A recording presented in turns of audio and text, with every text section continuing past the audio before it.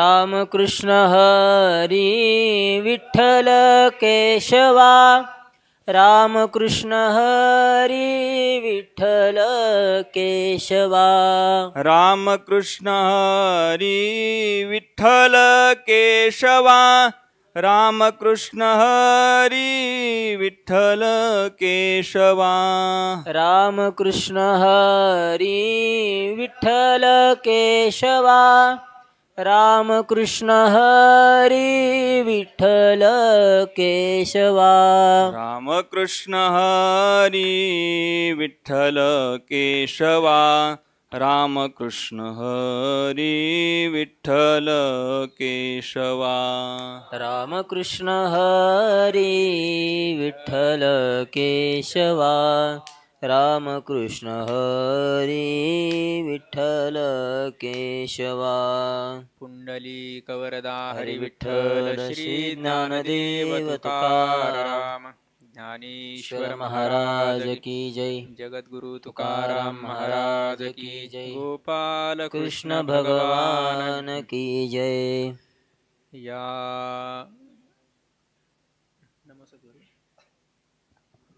नमो सद्गुरु तुकया ज्ञानदीपा, नमो सद्गुरु सच्चिदानंद रूपा, नमो सद्गुरु भक्त कल्याण मूर्ती, नमो सद्गुरु भास्करा पूर्ण कीर्ती, मनुष्याकृती राघवे ख्याती केली, शिळा शिखरे सागरी तारियेली, तुका स्वामी हा पूर्ण ब्रह्म प्रकाशी, जळी रक्षिले निर्जीवा कागदासी, महाराज हा जन्मला मृत्युलोकी, तुझी उपमा नाढळे इहलोकी, भवसिंधुसी बांधिलासे तुझेने, अनाथादीना कारणे तुकयाने, तुका भासला मानवी वेशधारी, परिहालिला विग्रही निर्विकारी, स्वये श्री हरी व्यापकू सर्व जीवा, तुका तोचितो हा परब्रह्म ठेवा, जया पूजिले आदरे पांडुरंगे, विमानस्थ केले प्रयाण प्रसंगे, तनु मानवी दिव्य रूपीच केली, त्यागी दिव्य लोकासी नेली, इंदु तुषार हार धवला, या शुभ्र वस्त्रावृता, या वीणावरदंड मंडित करा, या श्वेत पद्मासना, या ब्रह्माच्युत शंकर प्रभृतिभिर देवैः सदा वंदिता, सा मां पातु सरस्वती भगवती निःशेषजाड्यापहा,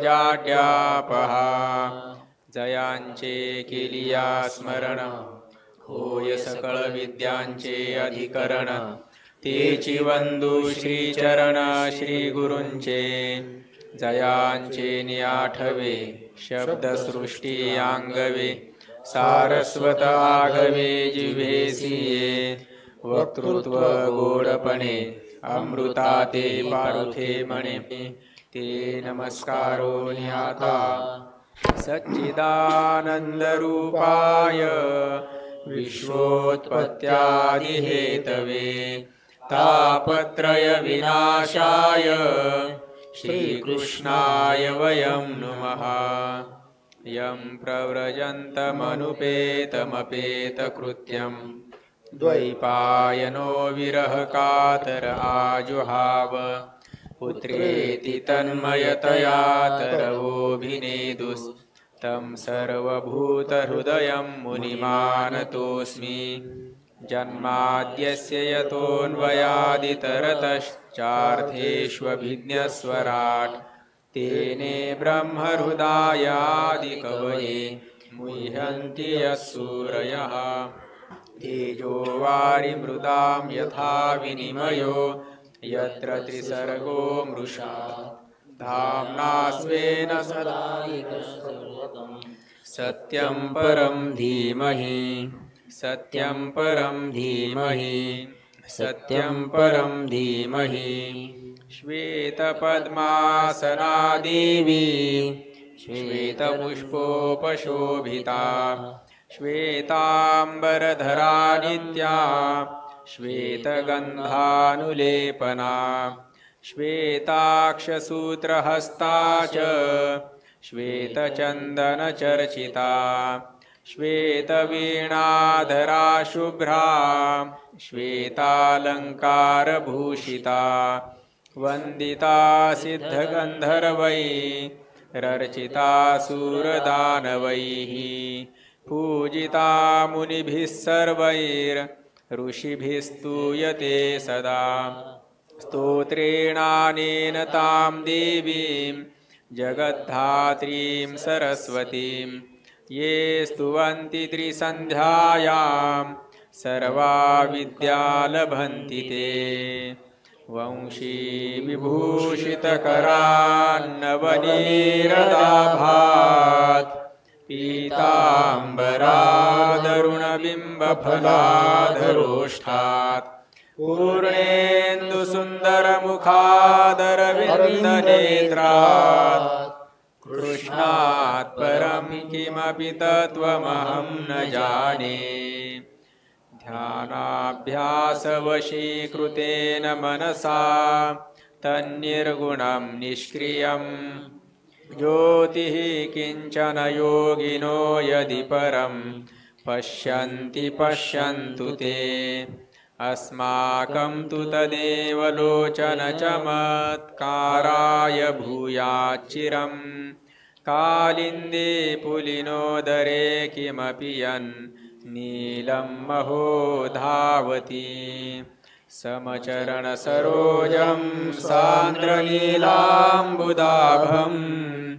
जघननिहितपाणिं मण्डनं मण्डनाना करुणतुलसीमाला कन्धरं कञ्जनेत्रं सदयधवलहासं विठ्ठलं चिन्तयामि ध्येयं सदा परिभवघ्नमभीष्टदोहं तीर्थास्पदं शिवविरिञ्चिनुतं शरण्यं भृत्यार्तिहं प्रणतपालभवाब्धिपोतं वन्दे महापुरुषते चरणारविन्दं वन्दे महापुरुषते चरणारविन्दं वन्दे महापुरुषते चरणारविन्दम् श्रीगणेशाय नमः श्रीसरस्वत्यै नमः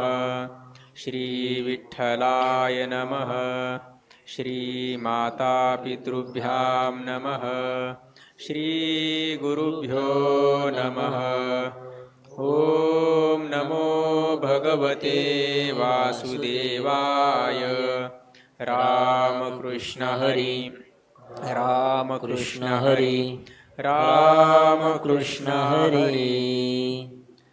अभंग क्रमांक 2747।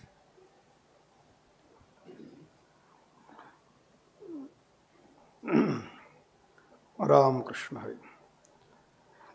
सांडी येली काया वरी ववाळुनी पाया, शरण शरण नारायणा मज अंगीकारा दिना, आलो लोटांगणी रुळे तुमचे चरणी, तुका म्हणे शीर ठेवी येले पायावर।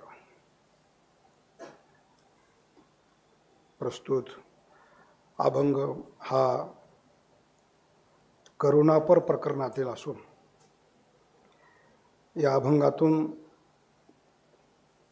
जगद्गुरु तुकोबाराया भगवंताची शरणागती आणि पत्करत आहेत। अखिलकोट ब्रह्मांड नायक भगवान श्री पंढरी श्री पांडुरंग परमात्मा, माऊली महावैष्णव श्री संत ज्ञानोबाराया, जगदवंदनीय जगद्गुरु श्रीमंत श्री तुकोबराया, स्वानंद सुख निवासी सद्गुरू जोग महाराज आदी करून सकल साधू संत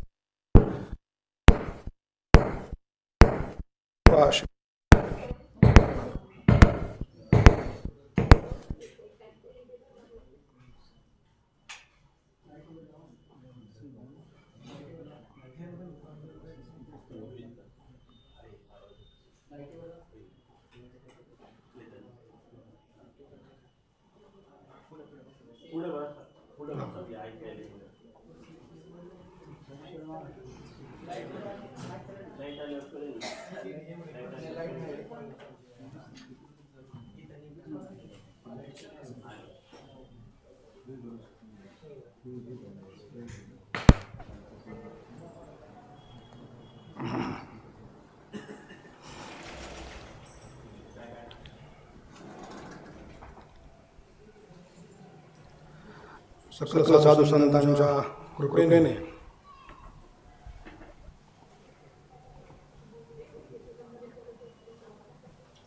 गुरुवर्य श्रद्धेय बाबांच्या प्रेरणेने सर्व साधकांच्या उपस्थितीने या ठिकाणी संपन्न होत असणारा हा तुकोपनिषद अष्टादशाह यावर्षी जरा लवकरच सुरू करण्यात आलेला आहे. याचं कारण की तिथे इतका वेळ नसतो संस्थांमध्ये, म्हणून अभंग आपले उरकत नसतात. त्या दृष्टीने इथे बाबांच्या या स्वाध्यायाच्या ठिकाणीच आणि हा आपला अष्टादशा सध्या चालू आहे. त्यामध्ये बाबांच्या आज्ञेने मला ही महाराजांच्या अभंगाचं विवेचन करण्याची संधी प्राप्त झालेली आहे. हे माझं परम भाग्य आहे. वास्तविक कुठलाही तसा अधिकार नाही आहे, परंतु संत हे जीवाचा शृंगार करतात, जीवाला मोठं करतात. तुका म्हणे तुम्ही उदार कृपाळ, शृंगारिले बाळ कौतुके. या न्यायाने मी या ठिकाणी उपस्थित आहे. तरी तुम्ही संत माझिया कडा, दिठीचा कराल बहुडा, तरी तुम्हा माने एवढा होईन मी. महाराजांच्या अभंगावर बोलणं एवढं सोपं नाही आहे. महाराजांची अवस्था फार उच्च कोटीची अवस्था आणि त्या अवस्थेतून निघालेले हे शब्द आहेत. तिथे आपण कधीच पोहोचू शकणार नाही हे मला पक्क माहीत आहे, परंतु हे आपले प्रयत्न आहे. त्यांना स्पर्श करण्याचे असणारे प्रयत्न असू शकतात. त्या दृष्टीने आपण या अभंगाला स्पर्श करणार आहोत, जेणेकरून आपणच त्या अभंगाच्या स्पर्शाने पवित्र होऊया या दृष्टीने आपण त्या अभंगाला स्पर्श करत आहोत. अनेक प्रकरण गाथ्यामध्ये वेगळे वेगळे आणि विभाजित केलेले आहेत. त्यामध्ये काही नामपर आहेत, काही मागणीपर आहेत, काही करुणापर आहेत, काही देवाशी प्रेमाचं भांडण आहे, काही सलगीचे अभंग आहेत, देवाचं कधी स्वरूप सांगणारे आहेत, अनुभव सांगणारे आहेत, वेगळे वेगळे प्रकरण आहेत. तर त्या प्रकरणातीलच आजचा जो हा अभंग आहे, हा अभंग करुणापर प्रकरणातील, म्हणजेच महाराजांनी जेव्हा शरणागती पत्कारलेली आहे त्या भावनेतला हा अभंग. खरं तर महाराजांचा जो अवतार आहे तो या कलियुगातील जीवांकरता फार महत्त्वाचा आहे. कारण महाराजांनी भगवत प्राप्तीचा सुलभ उपाय प्रगट केलेला आहे. अनेक मार्ग आहेत, परंतु या कलियुगामध्ये ते सर्व मार्ग क्षीण झालेले आहेत. त्यामध्ये अनेक दोष आणि झालेले आहेत आणि जीव देखील इतका समर्थ राहिलेला नाही आहे की तो जेणेकरून त्या मार्गाने भगवत प्राप्ती करू शकेल, या भवसागरावर विजय प्राप्त करू शकेल. म्हणून या जीवाला दृष्टीत ठेवून सोपा आणि सरळ उपाय संतांनी प्रकट केलेला आहे. फार सोपा उपाय आहे आणि सर्व जीवांना शक्य आहे. अन्य मार्गामध्ये जाण्याकरता प्रत्येकाला अधिकाराची आवश्यकता आहे. तो ज्ञानमार्ग असो, कर्ममार्ग असो किंवा भक्तिमार्ग असो, त्यामध्ये विशिष्ट अधिकाराची आवश्यकता आहे. परंतु जगद्गुरु तुकोबारायांनी याच्याही पुढचा एक मार्ग, तो म्हणजे शरणागतीचा मार्ग आहे.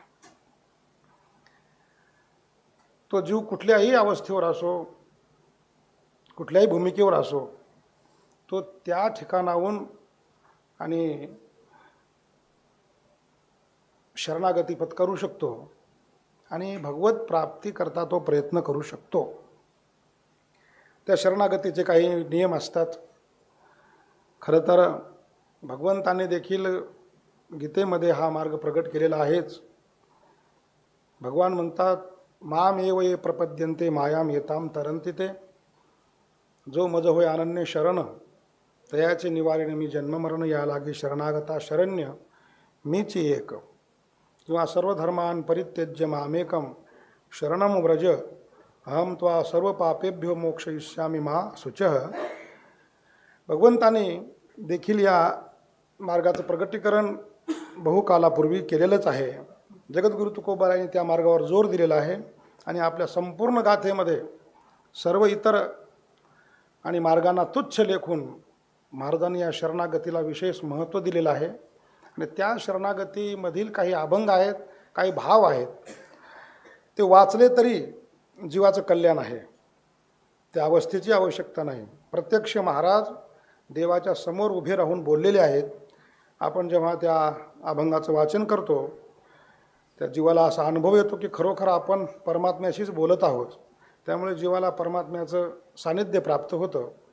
त्या दृष्टीचे हे अभंग आहेत.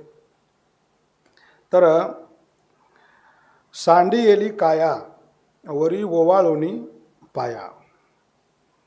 आपण काही श्लोक बघतो शरणागतीचे, त्यामध्ये काही नियम सांगितलेले आहेत.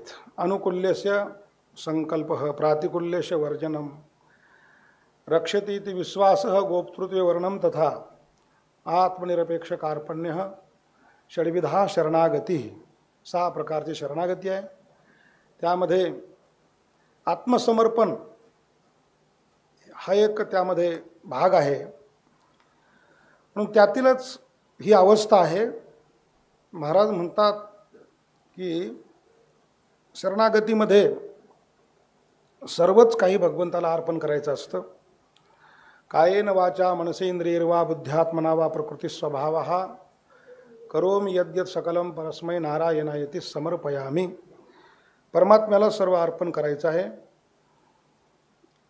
म्हणून काया वाचा मन, जसं तमेव शरणम गच्छ सर्व भावेन भारत, या श्लोकावर बोलत असताना माऊली सांगतात, तया अहम वाचा चित्त अंग देवोनिया शरण रीघ, महोदधिका गांग रिगाले जैसे.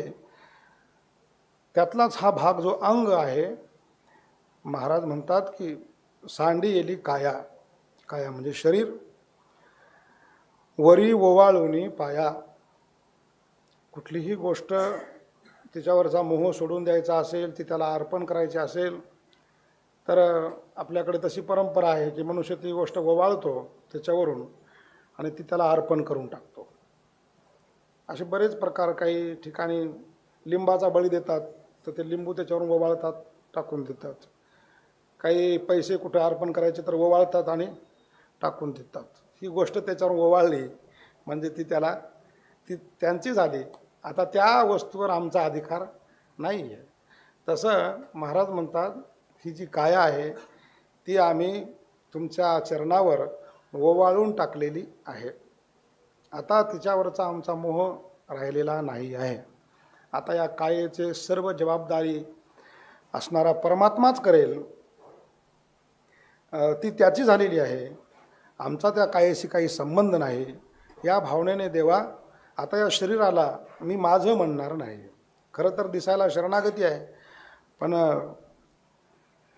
असणारा ज्ञानदृष्ट्या बघितलं तर देहाच्या निरासे पाविजया ठाया माझी आयसी काया जव नव्हे. जोपर्यंत ही भावना होत नाही ज्ञानमार्गामध्ये देखील, तोपर्यंत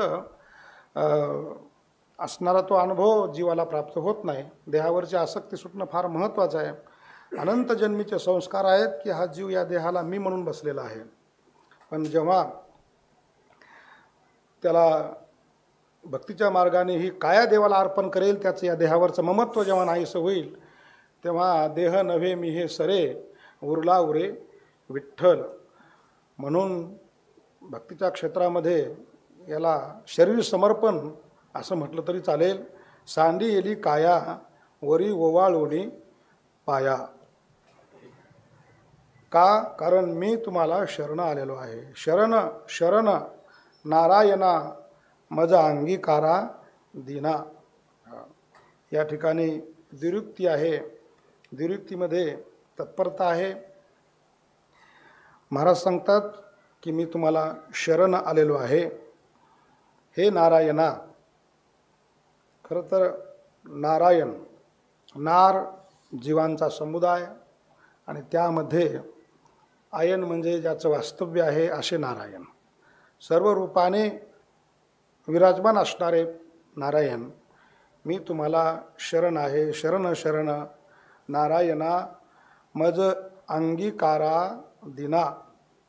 तुम्ही माझा अंगीकार करावा, स्वीकार करावा, कारण मी दीन आहे. महाराज जे दीन होते ते दीन वेगळा. एक परिस्थितीने दीन असतो आणि एक असणारा आपल्या स्वभावाने दीन असतो. एक भक्तीतला दीन आहे. परिस्थितीने जे दीन असतात म्हणजे दरिद्री त्याला आपण म्हणू, गरीब म्हणू परिस्थितीने, तर त्याला परमार्थामध्ये विशेष महत्त्व आहे असं काही नाही. त्या दिनाचा सोयरा जर परमात्मा असता तर परमात्मा झोपडीमध्येच आणि त्या झोपडपट्टीमध्येच जास्त गेले असते. पण तसं काही नाही. परमात्मा त्या दिनाचा सोयरा नाही. दुसरे दिन आहेत इंद्रियाचे दिने आम्ही केलो नारायणे. जो इंद्रियाचा दिन झालेला आहे तो देखील दिन या ठिकाणी अभिप्रेत नसून या ठिकाणी दिन तो आहे की जो परमात्म्याच्या दर्शनाकरता लालायित झालेला आहे. त्याकरता तो सर्वांच्या पुढे हात पसरत आहे. पुसावेसे हेची वाटे जे जे भेटे तयासे देव कृपा करील मज काय राज लाज राखील. हा जो दिन आहे, मग असा मी दिन झालेलो आहे तुमच्या भेटीकरता. जसं देवांनी नारद भक्तिसूत्रामध्ये नारद महर्षी सांगतात, ईश्वरस्य अपि अभिमान द्वेषित्वात दैन्य प्रियतवाच्य. हे जे दैन्य आहे तसा मी दीन झालेलो आहे, माझा तुम्ही अंगीकार करावा. है ना. गोपिकांची परिस्थिती जेव्हा आपण बघितलं रास क्रीडेमध्ये की जेव्हा त्यांनी शोक वियोग घडला सकळांचा, है ना, पुढे गेला शरण अन्याय आमुचा, केला उच्चार घडल्या दोषाचा, झाला प्रगट स्वामी तुकया जावा. ही दीनता त्या गोपिकांची जेव्हा प्रगट झाली तेव्हा आणि परमात्मा तासाम आविर्भूत शौरीही, तिथेच परमात्मा असलेले ते प्रगट झाले. तर दीनतेपुढे परमात्मा प्रगट होतात. म्हणून ही दीनता महाराजांची आहे. आलो लोटांगणी रुळे तुमचे चरणी. मी तुम्हाला लोटांगण घालत आहे आणि तुमच्या पायाजवळ आलेलो आहे आणि पायाजवळ तुमच्या मी लोळत आहे. लोळे असणारं माईक आवाज येत नाही का? काही करून ठेवू.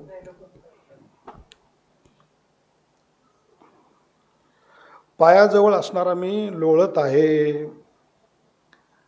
तुका म्हणे शिर ठेविले पायावर. महाराज म्हणतात हे जे माझं शिर आहे म्हणजे डोकं, हे मी तुमच्या पायावर ठेवलेलं आहे.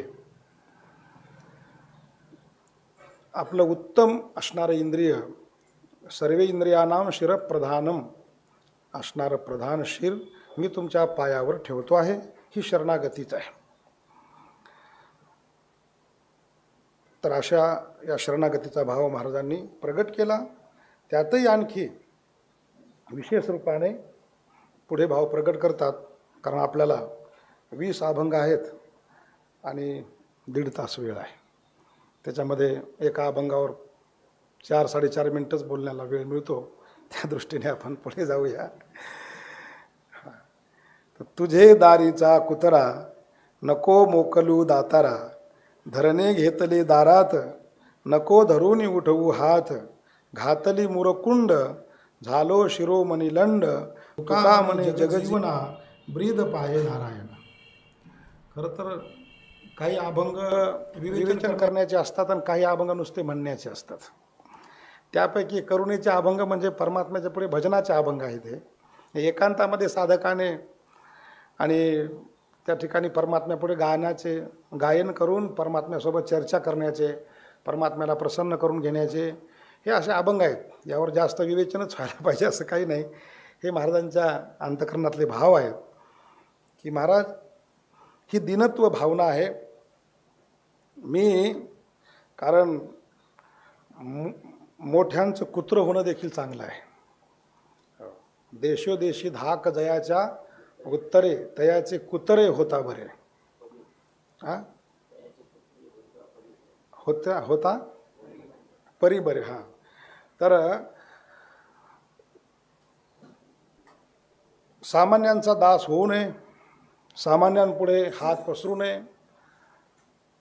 कारण सर्वच तसे असतात असं नाही है ना. एक सुभाषित येतं ना, रे रे चातक सावधान मनसा मित्र क्षणम श्रूयताम, आंबोदा बहवो वसंती गगने सर्वेपि नैतादृशः, कोचित वृष्टिभिरार्द्रयन्ति वसुधाम गर्जन्ति केचित वृथा, यम यम पश्यति तस्य तस्य पुरतो मा ब्रुवः दीनम वचः.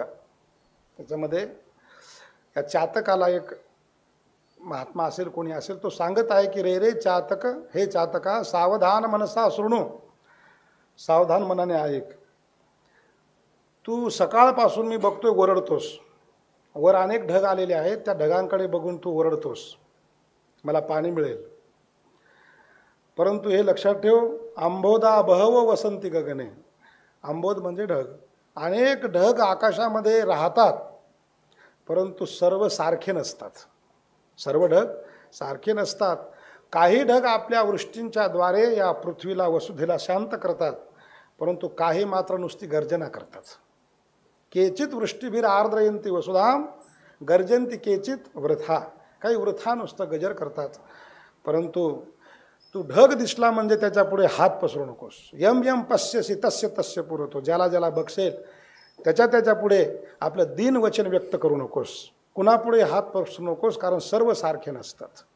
म्हणजे कुणाच्याही पुढे असणारा दीनभाव व्यक्त करू नये. मग कुठे करावा, तर जो समर्थ आहे, परमात्मा हा समर्थ आहे, आणि परमात्म्याच्या दारात कुत्र झालं तरी ते मोठ्यांचं कुत्र आहे. आजही आपण बघतो गरिबाच्या कुत्र्याचे हाल आणि मोठ्यांच्या कुत्र्याचे हाल आपण बघतो. काही कुत्र्यांना एसीची गाडी बसायला आहे, घरामध्ये एसी आहे, त्यांच्याकरता एक नौकर आहे, त्यांना रोज आंघोळ आहे, त्यांच्याकरता भारी भारी खर्च भरपूर आहे. असे पण काही कुत्रे असतात आणि ते कुत्रे मोठ्यांचे असतात, म्हणून ते भाग्यवान आहे. तसं महाराज म्हणतात, मी देवा तुझ्या दारीचा कुत्रा आहे, तुझे दारीचा कुत्रा. कुत्र्यामध्ये काही भाव असतात की तो त्या मालकावरच अवलंबून असतो आणि मालकाविषयी इमानदार असतो. त्याला जो सांभाळतो तो त्याच्याविषयी, इमानदारी हा गुण कुत्र्यामध्ये भरलेला आहे पक्का. म्हणून तो इतका इमानदार असतो की कधीही तो आपल्या मालकांसोबत बेईमानी करत नाही. त्यांच्या सेवेमध्ये निष्ठावान असतो. तो नेहमी त्यांच्या दरवाजावर असतो. कोणी अपरिचित व्यक्ती आली तर तो त्याला तिथे येऊ देत नाही. अनेक प्रकारे त्या मालकाचं तो रक्षण करत असतो. परंतु त्याला एक अपेक्षा असते की मालक आपल्याला जगवतो, म्हणून तो देखील आपल्या त्या अन्नाकरता जागत असतो. अशा प्रकारे देवा, आता मी तुझ्या दारामध्ये कुत्रा होऊन आलेलो आहे, मी तुझ्याविषयी इमानदार आहे, मी सर्व प्रकारे त्या ठिकाणी रक्षण करेल, म्हणून नको मोकलू दातारा, मला मोकलू नको म्हणजे मला मोकळं सोडू नको, इथून हाकलून देऊ नको, कारण मी तुझ्यावरच आधारित आहे. धरणे घेतले दारात, नको धरून उठवू हात. मी तुझ्या दारामध्ये धरणं घेतलेलं आहे, म्हणजेच त्या ठिकाणी धरणं धरून बसलेलो आहे. आता हट्ट धरून बसलेलो आहे, मी इथून उठणार नाही, म्हणून मला आता तू माझा हात धरून मला उठवशील, परंतु माझी अशी विनंती आहे की मला तू उठवू नकोस, कारण मी आता घातली मुरकुंड, झालो शिरोमणी लंड. मी मुरकुंड घातलेली आहे. मुरकुंड असे असते की आपण 2 गुडघ्यात खाली मान घालतो आणि निर्लज्जपणे मनुष्य तिथे बसत असतो, त्याला म्हणतात. अशा प्रकारे मी मुरकुंड घातली आणि तिथे बसलेलो आहे, आणि मी शिरोमणी लंड म्हणजे निर्लज्जपणाचा कळस, आणि या ठिकाणी मी झालेलो आहे. त्यामुळे मला त्याची काही लज्जा वाटणार नाही की बाबा कोणी हाकलून देतं, कोणी उठ म्हणतं, निघून जा म्हणतं, तरीही मला त्याचं काही वाटणार नाही. कारण कुत्र्याचा असा स्वभाव असतो, कुत्रं जेव्हा भुकेजलेलं असतं तेव्हा एखाद्या जेव्हा दारात येतं तेव्हा त्याला अपेक्षा असते की एखादा तुकडा मिळावा.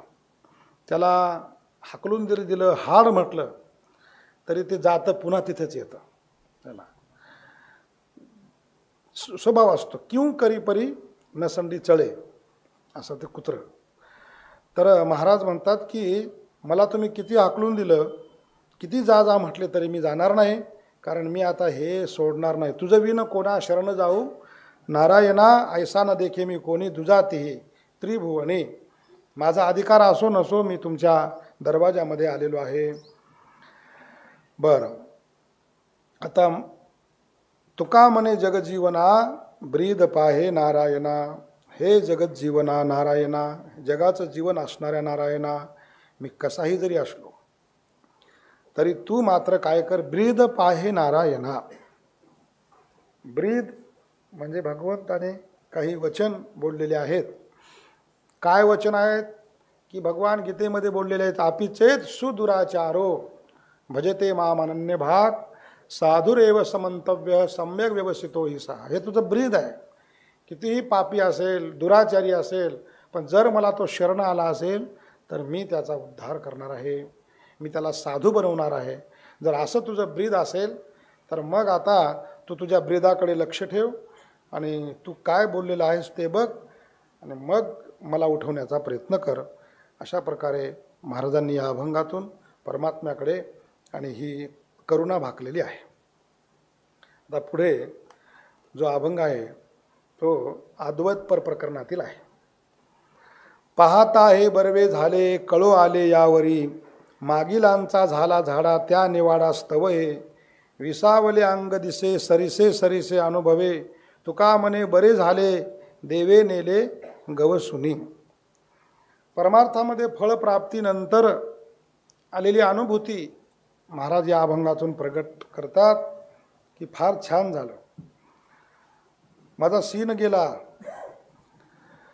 आणि जीवनामध्ये काही लाभ झालेला आहे. असे अनेक अभंग सापडतात. बरवे झाले आजीवरी, नाही पडिलो मृत्यूचे हारी, वाचून आलो येथवरी, उरले ते हरी तुम्हा समर्पण, किंवा बरवे देशावर झालो. अशा प्रकारचे हे जे अभंग आहेत त्याच पद्धतीतला हा अभंग आहे की पाहता हे बरवे झाले. आता मी विचार केला आणि मागे फिरून बघितलं, मागची माझी अवस्था आणि ही आताची अवस्था, यामध्ये मला लक्षात आलं, कळो आले यावरी. काय बघितलं आणि काय कळो आलं तर मागिलांचा झाला झाडा त्या निवाडा स्तव हे. मागिलांचा झाला झाडा म्हणजे मागील जे काही संचित कर्म होतं तर त्याचा सर्व झाडा झाला, म्हणजे ते सर्व नाहीसं झालं. कशाने नाहीसं झालं तर या निवाडा स्तव हे.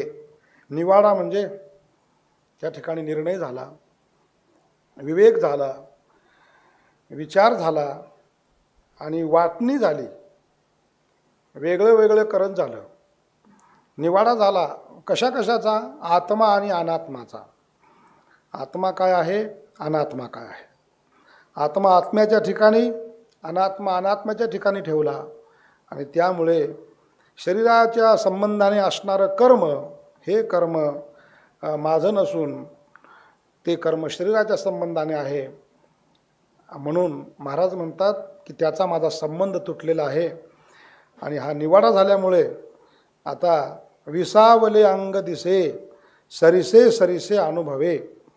माझं अनुभूती अशी आहे की मला विश्राम मिळाल्यासारखं वाटतं, शांती मिळाली, सुख मिळालं, समाधान मिळालं, असा अनुभव आला. कारण शरीराच्या संबंधाने आजपर्यंत सुखदुःखाला भोगलेला आहे किंवा कुठेही विश्राम मिळाला नाही. आपण बघतो विश्रांती नाही, कोठे रात्रंदिवस तळमळ. संसाराच्या संबंधाने असणारी ही तळमळ आणि येत असते. परंतु महाराज म्हणतात की देवाच्या संबंधाने मला विश्रांती मिळालेली आहे. विसावले अंग दिसे. म्हणून भक्ताच्या ठिकाणी जरा विश्राम दिसतो, विश्रांती दिसते, प्रसन्नता दिसते, संतुष्टता दिसते. संतुष्ट सततम योगी यतात्मा दृढनिश्चय मय्यर्पित मनोबुद्धी योमद भक्त समे प्रिया. या दृष्टीने महाराज म्हणतात ते अनुभव माझ्यामध्ये मला दिसत आहेत. विसावले अंग दिसे, सरिसे सरिसे अनुभवे. हा अनुभव घेतला. कोणता? की असणारा वाचा आणि मन यांनी विश्रांती घेतल्यासारखं वाटतं. परंतु जेव्हा जेव्हा मला अहम ब्रह्मास्मी किंवा आत्मत्वाने मला परमात्म्याचा अनुभव आला, तेव्हा माझी सर्व तळमळ अंतकरणातली निघून गेलेली आहे. आणि हा दिवसेंदिवस हा अनुभव येत आहे. तुका म्हणे बरे झाले देवे नेले गवसुनी. महाराज म्हणतात हे फार छान झालं की खरं तर देवानेच माझा शोध घेतला आणि शोधून मला सोबत आपल्यासोबत नेलेला आहे. कारण जीव हरवलेला आहे आणि तो हरवल्यामुळे त्यांनी स्वतःला सापडवणं फार कठीण आहे. म्हणून परमात्म्याकडेच प्रार्थना केली होती की मला आपणच इथून शोधून न्या. म्हणून परमात्म्याने त्या ठिकाणी त्यांना शोधलेलं आहे, म्हणजे वेगळं केलेलं आहे आणि शोधून त्यांना आपल्यासोबत नेलेलं आहे. याचा अर्थ असा आहे की परमात्म्याने त्यांना आत्मत्वाने स्वीकारलेलं आहे, आपल्यामध्ये सामावून घेतलेलं आहे. तुका म्हणे बरे झाले देवे नेले गवसुनी. चला, त्यानंतरचा महाराज अनुभव प्रगट करतात की तोही अभंग त्याच प्रकरणातला. चक्र फेरी गळी गळा, होता गोवियला माळा, फुटोनिया गेला कुंभ, झालो निष्काम स्वयंभ, धरितची नाही थारा, वेठी भ्रमण खोकरा, तुका म्हणे कोडे आगी काय जाणे मढे. महाराजांना जी विश्रांती मिळाली, जो विसावा मिळाला, मग तुम्हाला अगोदर विसावा नव्हता. कशामुळे नव्हता? तर मी या चक्रामध्ये गुंतलेलो होतो. कोणतं चक्र? पुनरपि जननम पुनरपि मरणम पुनरपि जननी जठरे शयनम. हे जे चक्र आहे, ह्या चक्रामध्ये मी पहिला गुंतलेला होतो. चक्र फेरी. आता पूर्वी रहाट गाडगे हा एक प्रकार होता. रहाट गाडगं म्हणजे गाडगे असे बांधलेले असायचे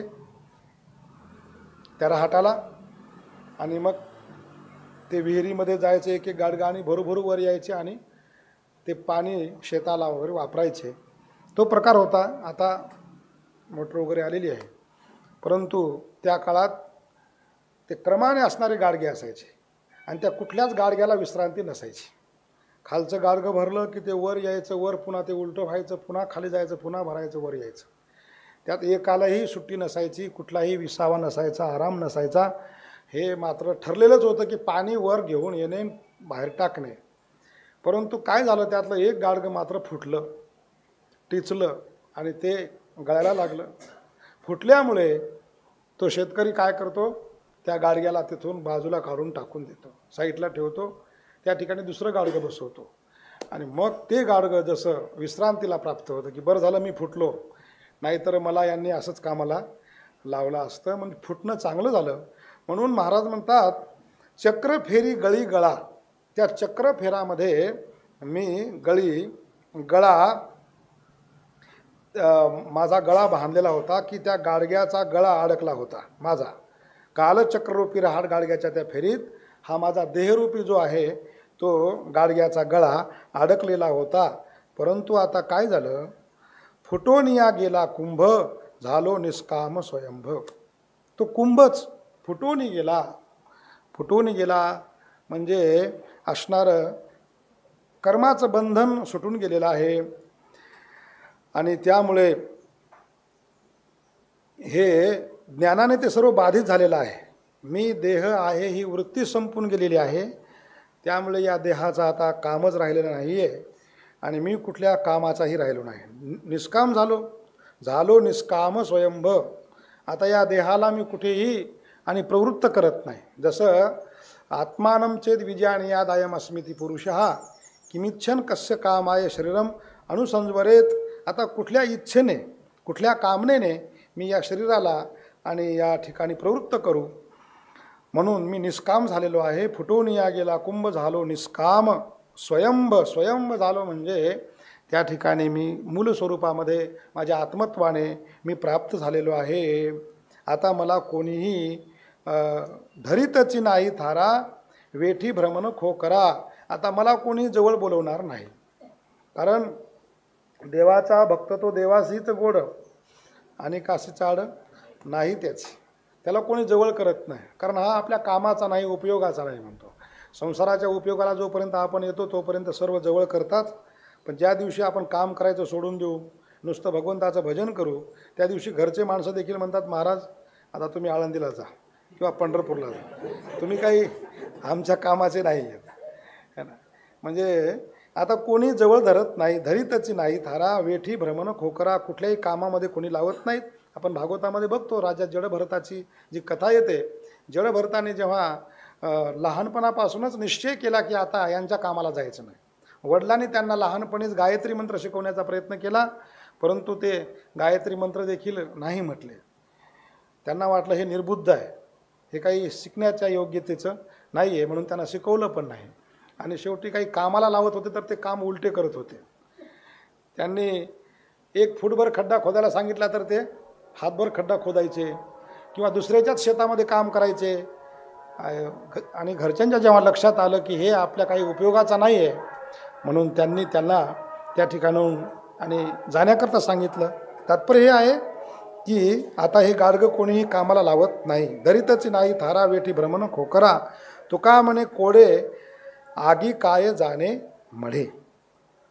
बरं का, एकदा का त्या देहातून जीव निघून गेला की त्या देहाला काय अग्नीवर जरी तो देह ठेवला तरी त्या देहाला त्या अग्नीचे चटके लागणार नाहीत. तसंच आता कितीही जरी सुखदुःख आले तर आता मी देहच नाही, देहाचा माझा भावच संपलेला आहे. त्यामुळे या सुखदुःखाचे चटके मला लागू शकणार नाही आहेत.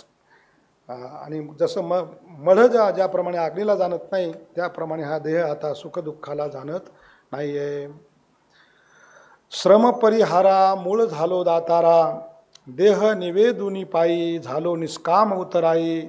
आपुलिती सत्ता येथे असो नेदी आता राहिलो निराळा तुका खटपटी वेगळा. अद्वैत प्रकरणातीलच हा अभंग. श्रम परिहारा मूळ झालो दातारा. श्रम त्या ठिकाणी कष्ट आणि त्या कष्टांचा परिहार म्हणजेच निराश. त्याचा निराश करण्याकरता मीच मूळ कारण झालेलो आहे, कारण माझ्यामुळेच तो परिहार झाला. असं याचा अर्थ असा आहे की जोपर्यंत अंतकरणात माझ्या इच्छा नव्हती तोपर्यंत खरं तर या कष्टातून मनुष्य निवृत्त होऊ शकत नाही. त्याकरता पहिली जी अवस्था आहे शुभेच्छा ही महत्त्वाची आहे. जीवाला शुभेच्छा होणं आवश्यक आहे. त्या शुभेच्छेतूनच आणि मग सुविचारणा आदी अवस्थांची सुरुवात होते. म्हणून या श्रम परिहाराकरता मी मूळ झालो आहे. दातारा म्हणजे हे दातृत्ववान परमात्मन, मी याला मूळ झालेलो आहे. काय केलं मी, कसे मूळ झाला तर देह निवेदुनी पायी झालो निष्काम उतराई. हा देह असणारा मी तुमच्या पायी निवेदित केलेला आहे, म्हणजेच समर्पण केलेलं आहे. आणि तुमच्या ऋणातून असणारा मी उतराई झालेलो आहे. काय ऋण आहेत परमात्म्याचे? परमात्म्याने आपल्याला मनुष्य देह दिलेला आहे आणि त्या मनुष्य देहामध्ये विवेक दिलेला आहे, बुद्धी प्रदान केलेली आहे, खूप मोठी करुणा केलेली आहे, खूप मोठी कृपा केलेली आहे. आणि खूप मोठ्या कृपेतून करुणेतून परमात्म्याने विशेष रूपाने मनुष्याला हा मानव देह प्राप्त करून दिलेला आहे. याच्यामध्येही भगवंताची कृपाच आहे. तर ही जी कृपा आहे, भगवंताने ज्या अपेक्षेने ज्या इच्छेने हा मनुष्य देह दिला की हा देह शेवटी तुम्ही या देहावरची आसक्ती नाहीशी करू शकता, अशा दृष्टीने जे तुमचे माझ्यावर उपकार होते त्या उपकारातून आता मी ऋण झालेलो आहे. कारण ज्याकरता तुम्ही हे दिलेलं आहे ते मी त्या कामामध्ये लावलेलं आहे. देह निवेदुनी पायी झालो निष्काम उतराई. आपुलिती सत्ता येथे असो नेदी आता. एकदा तुम्हाला हा देह अर्पण केलेला आहे, आता या देहावर माझी कुठलीही सत्ता नाही. समर्पिला देह अजूनही वागवितो भय. मी जर तुला देह समर्पण केलेला आहे तर आता या देहाविषयी मी अंतकरणामध्ये भीती वागवणं म्हणजे हा अपराध आहे, हा दोष आहे. आता त्यामुळे या देहाविषयी आता मी कुठलीही चिंता करणार नाही आणि कुठलीही सत्ता या देहावर दाखवणार नाही आहे. आपुलिती सत्ता येथे असो नेदी आता. राहिला निराळा तुका खटपटी वेगळा. म्हणून सत्ता ठेवली नसल्यामुळे महाराज म्हणतात आता आम्ही कुठलीही खटपट करणार नाही. संसारामध्ये खटपट करावी लागते जोपर्यंत अंतकरणामध्ये आणि धन द्रव्य लौकिक मान सन्मान याच्या अपेक्षा असतात, तोपर्यंत हा जीव जो आहे तो प्रयत्नशील असतो, तो सारखी खटपट करतो. रात्रंदिवस त्याला विश्राम नसतो. द्रव्याकरता तो लाहो करतो, मान सन्मानाकरता लाहो करतो. घटम भिंद्यात पटम छिंद्यात वृथा राशबरोहन येन केन प्रकारेन प्रसिद्धीम इच्छती मानव. कुठल्या ना कुठल्या प्रकारे काही ना काही झालं तरी प्रसिद्धी मिळावी, धन मिळावं, असणारं आरोग्य प्राप्त व्हावं, याकरता सारखा खटपटीमध्ये मनुष्य असतो. परंतु जेव्हा या देहाची आसक्ती संपलेली आहे तेव्हा महाराज म्हणतात की राहिला निराळा तुका खटपटी वेगळा. ही सर्व खटपट असणारी माझी निघून गेलेली आहे. बरं, आता सलगी प्रकरणातील हा अभंग आहे. देवासोबत सलगी महाराज करतात. पाठवाल तेथे गरजेन पवाडे काही देहाकडे नाव लोकी. मनोनी मागे कंठीचा सौरस पावतील नाश विघ्ने पुढे. कृपेच्या कटाक्षे न भिये कळी काळा येता येत बळा शक्ती पुढे. तुका म्हणे गुढी आणीन पायापे होईल ते सोपे नाम तुझे. जगद्गुरु तुकोबारायांचा अवतार जो आहे तो असणारा भक्तीचा प्रचार प्रसार करण्याकरता आहे. महाराजांनी आपल्या जीवनामध्ये पिटू भक्तीचा डांगोरा पिटवलेला आहे. महाराज गावोगाव जात होते. महाराज कधी थांबले नाहीत. प्रत्येक जाऊन प्रत्येकाला जागृत करत होते. त्या जेवढे लोक येतील तेवढ्या लोकांना ते कीर्तनाच्या माध्यमातून असणारा भगवंताच्या भक्तीचा प्रचार प्रसार करत होते. महाराजांनी खूप कार्य केलं, खूप फिरले महाराज. आणि त्याकरता काही गोष्टींची आवश्यकता असते. तर त्याकरता देहाची आवश्यकता आहे, शरीराची आवश्यकता आहे. शरीर चांगलं असणं गरजेचं आहे. म्हणून महाराजांनी देवाकडे अनेक वेळेस विनंती केलेली आहे की कथेची सामुग्री देह अवसानावरी नको जाऊ देऊ भंगा गात्रे माझी पांडुरंगा. देवा आता मी आलेलोच आहे इथे कशा करता. तुका म्हणे मज धाडिले निरोपा मार्ग हा सोपा सुखरूप. मी तुझ्या भक्तीचा प्रचार प्रसार करण्याकरताच तर आलेलो आहे. त्यामुळे आता काही गोष्टी माझ्या व्यवस्थित राहणं फार गरजेचं आहे. त्यामध्ये माझी काया, हे शरीर जर व्यवस्थित निरोगी राहिलं तर मी खूप फिरू शकेल, अनेक लोकांपर्यंत मी पोहोचू शकेल, अनेक लोकांना मी भक्तिमार्गामध्ये लावू शकेल, त्या लोकांना असणारं हे जे आहे सत्मार्गामध्ये मी प्रवृत्त करू शकेल. कारण त्याकरता मी इथे आलेलो आहे. मी देहाकडे बघणारही नाही, तुमचंच कार्य करेल, तुमचाच प्रचार प्रसार करेल, कारण त्याकरता आलेलो आहे. तुम्ही जिथे पाठवाल, मग ते मुंबई असो, नाशिक असो, नागपूर असो, धुळे असो किंवा महाराष्ट्राच्या बाहेर असो, मी कुठेही जायला तयार आहे. पाठवाल तेथे गरजेनं पवाडे, जिथे बरं का, याचा भाव तोच घ्यावा लागेल. आता कीर्तनकारांचं कामच ते आहेत, भक्तीचा प्रचार प्रसार करणं. बाबा बरोबर आहे ना? पाठवाल तेथे, जिथे तुम्ही पाठवाल. बाबा म्हटले निकम बाबाला की तुम्हाला आज तिकडे नागपूरला जावं लागेल, तर जावं लागेल. बाबांची आज्ञा आहे, जावं लागेल. पाठवाल तेथे काय करेल, तिथे मी त्या ठिकाणी प्रचार करेल, ज्ञानेश्वरीचा प्रचार करेल, गाथ्याचा प्रचार करेल, प्रसार करेल. खरं तर माऊलींनी देखील असणारं पसादानामध्ये आणि मागणी केलेली आहे का, वर्षत सकळ मंगळी ईश्वर निष्ठांची मांदियाळी अनवरत भूमंडळी भेटतू या भूता. या भूमंडळावर हे महात्मे, सकळ मंगळाचा वर्षाव करणारे महात्मे ह्या सर्व भूतांना भेटो. म्हणजे प्रत्येकाला जाऊन ते भेटले पाहिजे. त्यांची भेट झाल्याशिवाय जीवाला खरं ते काही कळणार नाही. आता बरेच मोठे मोठे महाराज मंडळी कीर्तनाचा त्याग करत आहेत की बाबा आता फिरायचं नाही.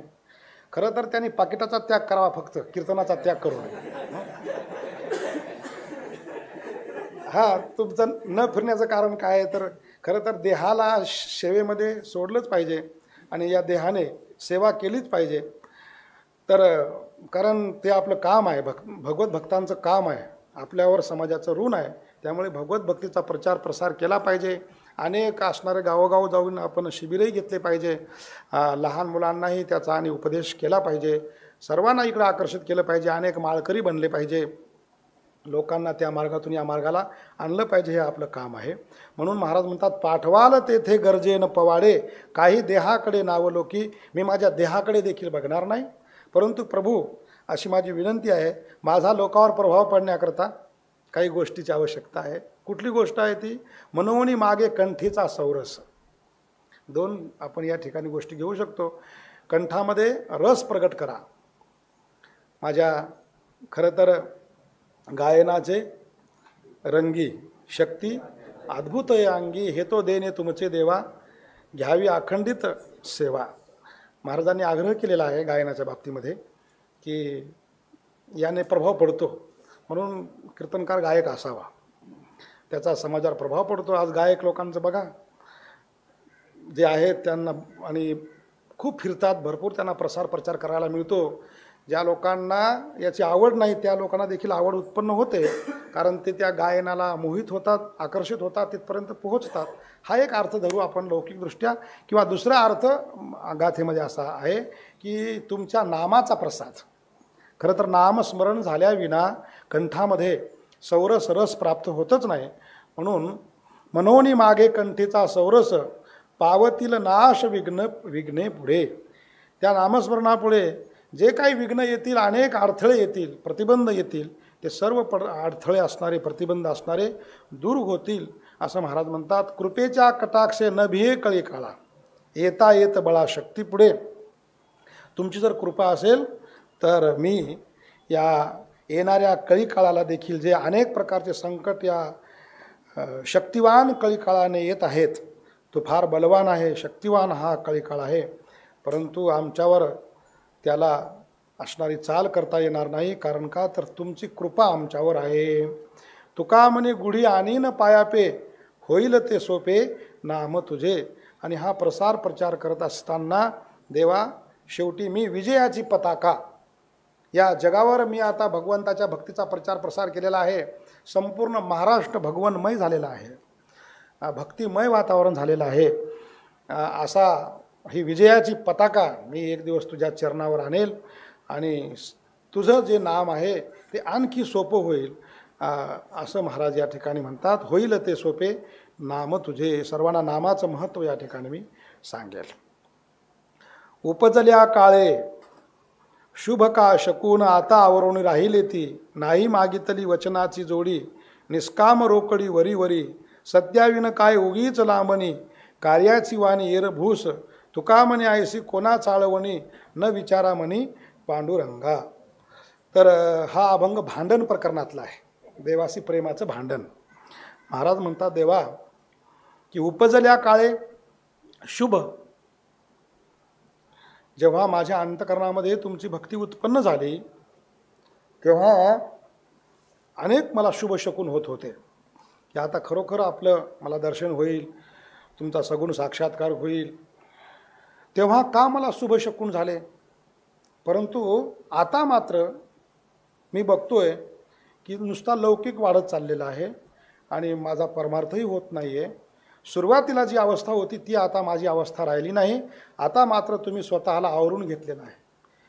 तेव्हा जेवढं तुमचं मला सानिध्य प्राप्त होत होतं सुरुवातीला साधक अवस्थेमध्ये, परंतु आता मात्र हे राहिलं नाही. आता आवरून राहिले ती. खरं तर मी तुम्हाला हे मागितलंच नव्हतं. हे जे मी ग्रंथ रचना केली, अभंग रचना केली आणि हे जे माझं जे तुम्हाला वैराग्य दिसत आहे, जे लौकिक वाढलेलं आहे, हे मी तुम्हाला काहीही मागितलं नव्हतं. परंतु तुम्ही माझ्यापुढे आणून ठेवलेलं आहे. नाही मागितली वचनाची जोडी. निष्काम रोकडी वरी वरी. मी अभंग तयार केले आणि मी तुम्हाला एवढंच नाही मागितलं की ते अभंग नुसते माझ्या मुखातून जावेत आणि नुसतं बोलावं आणि त्यातला रस मला काही मिळू नये किंवा माझ्याकडे तो काही अनुभव येऊ नये. मी तुम्हाला असं नाही मागितलं. तुम्ही मला त्या ठिकाणी जेव्हा अभंग रचनेची आज्ञा केली तेव्हा तोच भाव माझ्या अंतकरणातही असावा अशी मागणी मी तुमच्याकडे केलेली आहे. नाहीतर नुसतं मी मुखाने बोलतोय, बडबड करतोय, आतमध्ये काही नाही. सत्याविन काय उगीच लांबणी. माझ्या बोलण्यामध्ये जर सत्य नसेल, खोटारडेपणा असेल, तर ती वाणी म्हणजे कार्याची वाणी येरभूस. विनाकार्याची वाणी, बिना कर्तृत्वाची वाणी जी असते ती वाणी म्हणजे भुसासारखी व्यर्थ आहे, ज्यामध्ये काहीही सार प्राप्त होत नाही. हे मी तुम्हाला मागितलं नव्हतं. म्हणून तुका म्हणे ऐसी कोणा चाळवणे न विचारा म्हणे पांडुरंगा. महाराज, ही तुम्ही जी माझी फसवणूक करत आहात, सुरुवातीला तुम्ही मला आशेला लावलं, परंतु आता मात्र मला असं दिसत आहे की माझी फसवणूक होत आहे. परंतु तुम्ही फसवणूक कुणाची करता हे लक्षात ठेवा. न विचारा म्हणे पांडुरंगा. तुम्ही असा मनामध्ये विचार करत नाहीत का की मी कोण आहे. मी काही तसा नव्हे, कसा नव्हे. पुढच्या अभंगामध्ये नव्हे मी आहाच आशेचे बांधले. जे हे टोकविले नारायणे. अंतर तो तुम्हा बरे कळो येते. व्यवहार उच्चिते चाळविजे. मने कल्पिले ते आवरिता पाप. संकल्प विकल्प याची नावे. तुका म्हणे आम्हा न सोसे जळजळ. शिजल्यावरी जाळ कढ खोटा. नव्हे मी आहाच आशेचे बांधले. परमात्मा चाळवा चाळवी करत आहेत, त्या ठिकाणी फसवणूक करत आहेत. महाराज म्हणतात तुम्ही फसवणूक कुणाची करता. मनामध्ये जरा विचार करा. हो, मी काही फसवणूक करण्यासारखा नव्हे. मी काही असाच नाही आणि तोही आशेने बांधलेला नाही की तुमच्याकडून मला काहीतरी मोठी लालसा आहे, अपेक्षा आहे, आशाबद्ध आहे. मला तुमच्याकडून काही लौकिक आणि वस्तूची अपेक्षा आहे. मी असा आशाबद्ध नाही आहे. नव्हे मी आहाच आशेचे बांधले. एखादा जर भिकारी असेल, जास्त मागत असेल, तर एखादी व्यक्ती मागणाऱ्या माणसाला जास्त किंमत देत नाही. जे मागणारे असतात, अन मांगे मोती मिले, मांगे मिले ना भीक असं म्हणतात. न मागता मोती मिळतात, पण मागून भीक देखील प्राप्त होत नाही. मागणाऱ्या माणसाला काहीच मिळत नाही. तसं महाराज म्हणतात मी तुमच्यापुढे असा आशेने बांधलेला नव्हे. जो आशेचा बद्ध असतो, आशाबद्ध तो जगाचा दास. पूज्य तो उदास सर्व भाग. जो आशाबद्ध असतो तो जगाचा दास असतो आणि जो उदास असतो तो पूज्य होत असतो जगाला. तसा मी आशाबद्ध नाही आहे. नव्हे मी आहाच आशेचे बांधले. जे हे टोकविले नारायणे. तुम्ही मला या ठिकाणी बसवलेलं आहे, टोकविलेलं आहे, वाट बघायला लावलेलं आहे. किती वेळची मी वाट बघतो दरवाजामध्ये, परंतु तुम्ही मात्र काही मला किंमत देत नाही आहेत. परंतु मी काही तसा नाही आहे. अंतर तो तुम्हा बरे कळो येते. व्यवहार उच्चिते चाळविजे.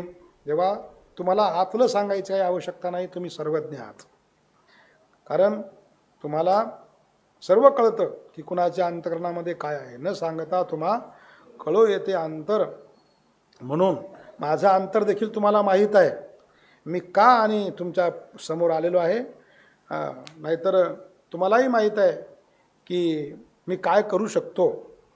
नवे मी फार दीन आहे, हीन आहे, म्हणूनच तुमच्याकडे आलेलो आहे. मला फार आवश्यकता आहे म्हणूनच तुमच्याकडे आलेलो आहे. मला पर्याय नाही असं नाही.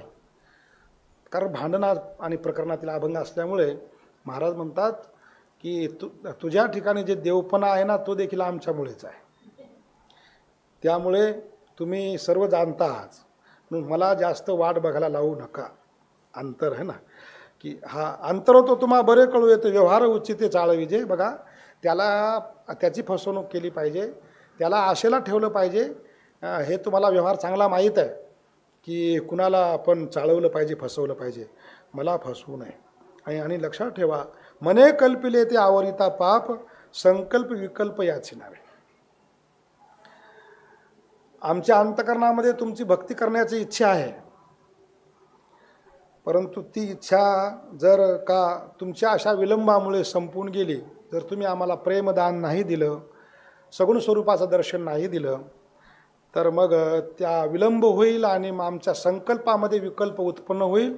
आणि त्या संकल्पामध्ये विकल्प उत्पन्न होणं म्हणजेच पाप आहे. संकल्प विकल्प याची नावे. तुका म्हणे आम्हा न सोसे जळजळ, शिजल्यावरी जाळ कडक होता.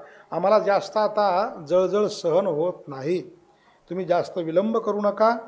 जर विलंब केला आणि एकदा का आमच्या अंतकरणातून भक्तीचा भाव संपला, तुमची भक्ती करण्याची इच्छा संपली, तर काय होईल मग? नंतर जर तुम्ही आम्हाला प्रेम दिलं तरी ते काही त्याचा उपयोग होणार नाही.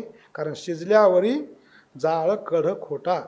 शिजल्यानंतर पुन्हा त्याला जाळ लावणं हा सर्व प्रकार खोटा आहे, तो व्यर्थ आहे. अशा प्रकारे आता पुढे पुन्हा त्याच प्रकरणातील भांडण प्रकरणातीलच अभंग आहे. ताके कृपन तो जेऊ काय घाली, आहाच ते चालीवरी कळे. काय तुम्हा वेचे घातले साकडे, माझे आले खोडे आजीवरी. सेवेविना आम्ही न लिंपो त्या कार्या, झाला देवराया निर्धारा. तुका म्हणे तुझी राखावया ब्रीदे, येणे अनुवादे गरजत असे. महाराज म्हणतात, देवा, माणसाच्या काही काही व्यवहारावरूनच मनुष्य आणि कसा आहे ते कळतं. बघा, सामान्य व्यवहार जशी शीतावरूनच भाताची परीक्षा केली जाते, तसा आपला व्यवहारच आपला परिचय आहे. मी तुझ्याकडे फार मोठ्या आशेने आलो होतो की मला तू बरंच काही देशील, परंतु माझ्या लक्षात आलं तू ताकच देऊ शकत नाहीस. एखादा मनुष्य ताकच देऊ शकत नाही. आता आजकालची गोष्ट वेगळी आहे. आजकाल ताक विकत मिळतं, खेडोपाडी मिळतं तसं फुकट आजही, परंतु शहराने ताक देखील 20-25 रुपये लिटर झालेला आहे, 25-30 रुपये लिटर चाललेला आहे. परंतु तो काळ मात्र असा होता की लोकांच्या घरी खूप ताक असायचं आणि ते ताक घेऊन जा असं गावामध्ये ज्यांच्या घरी खूप आहे ते आणि म्हणायचे, त्यांच्या घरून लोक ताक घेऊन जायचे. परंतु जर एखादा कंजूस मनुष्य असेल तर तो जर ताकही देत नसेल दुसऱ्याला, तर मग जर तो जो ताक देऊ शकत नाही तो जेऊ काय घालणार आहे? ताके कृपन तो जेऊ काय घाली, तो जेऊ घालू शकत नाही. आहाच ते चालीवरी कळे. त्याच्या वरच्या चालीवरून म्हणजे त्याच्या वागणुकीवरूनच कळतं. तसे देवा असं आहे, तुम्ही आम्हाला सामान्य तुमच्याकरता ताक असणार आहे, सामान्य गोष्ट आहे. तुम्ही आम्हाला प्रेम द्यावं, तुम्ही आम्हाला दर्शन द्यावं, ही सामान्य गोष्ट आहे.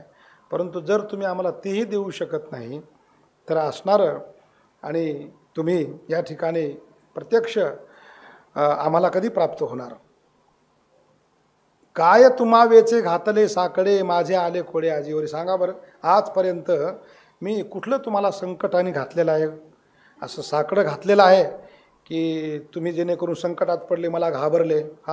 जो मनुष्य वारंवार तुम्हाला मागतो, तुमच्या मागे लागतो, बाबा याला मी मागच्या वेळेस दिले होते परंतु त्याने आजपर्यंत परत नाही केले, मग ठीक आहे, मग मनुष्य त्याला पुन्हा मदत करणार नाही.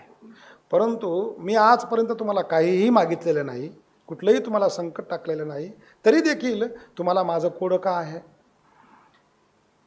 तर संकटात घातले नाही तर तुम्हाला माझी अडचण वाटायचं काही कारण नाही. सेवेविना आम्ही न लिंपो त्या कार्या, झाला देवराया निर्धार हा. आम्ही खरं तर कुठलाही पदार्थ मागतच नाहीत, केवळ तुमची मागतो तर सेवा मागतो. कारण आमचा पहिलाच निश्चय झालेला आहे. काय? सेवे वाचून दुसरं काहीही मागायचं नाही, देवाला फक्त सेवाच मागायची. म्हणून अनेक ठिकाणी महाराजांनी जे मागितलेलं आहे ते देवाची सेवाच मागितलेली आहे, की जेणेकरून तुमची सेवा होईल, तुमचं चिंतन होईल. अशा ठिकाणीच आम्हाला जन्म द्या, मला दुसरं काही न लगे धन मुक्ती धन संपदा संत संग देई सदा आदी आदी या आणि वचनांतून भगवंताची सेवाच संतांनी मागितलेली आहे. तुका म्हणे तुझी राखावया ब्रीदे, येणे अनुवादे गरजत असे. देवा खरं तर आम्ही का बोलतो तर तुझे ब्रीद राखण्याकरता. कोणतं ब्रीद आहे परमात्म्याचं? तर पतित पावन. भगवान परमात्मा पतितांना पावन करणारा आहे. हे तुझं जे ब्रीद आहे ते ब्रीद तुझी कीर्ती वाढवण्याकरताच ही हरिकथा, हा नामघोष आम्ही या ठिकाणी करत आहोत. येणे अनुवादे गरजत असे. वृत्तीवरी आम्हा येणे कशासाठी, एवढी हे आटी सोसावया. जाणत असा परी नेन तेजी देवा, भ्रमची बरावा राखावा तो. मोडून क्षरलो आभेदाची मूस, तुम्हा का आळस ओढवला. तुका म्हणे होई लवकरी उदार, लांबणीचे फार काम नाही. जाणत असा परी नेन तेजी देवा, भ्रमची बरावा राखावा तो. त्याच प्रकरणातला अभंग, भांडण प्रकरणातीलच अभंग आहे. महाराज म्हणतात, देवा खरं तर आम्ही आमच्या स्वरूप स्थितीमध्ये होतो, ब्रह्मस्थितीमध्ये होतो. वृत्तीशून्य अवस्था प्राप्त झालेली होती. वृत्ती हे निवृत्ती झाली, जन न दिसे तेथे मी माझे हरपले, अशा ठाई जेथे तेथे अशा प्रकारच्या अवस्थेवर असणारा मी प्राप्त झालेलो होतो. नवे नवे महाराजांची अवस्थाच ती होती. तुकी तुकला तुका विश्व भरोनी उरला लोका, अशी महाराजांची अवस्था. तुकिता तुलनेशी ब्रह्म तुकाशी आले, या अवस्थेवरचे महाराज. महाराजांना काही स्वस्वरूप स्थिती प्राप्त करण्यास जड नव्हती, ते सहज शक्य होतं. महाराज खरं तर त्याला किंमतच देत नव्हते. ब्रह्मस्थितीला, ब्रह्मानुभूतीला, स्वात्मानुभूतीला महाराजांच्या वाङ्मयात एवढी किंमत मिळत नाही. कारण त्याच्यावर महाराजांनी एक प्रकार असा केलेला आहे की देवा आम्ही त्या स्थितीवरून देखील पुन्हा वृत्तीवर आलेलो आहोत.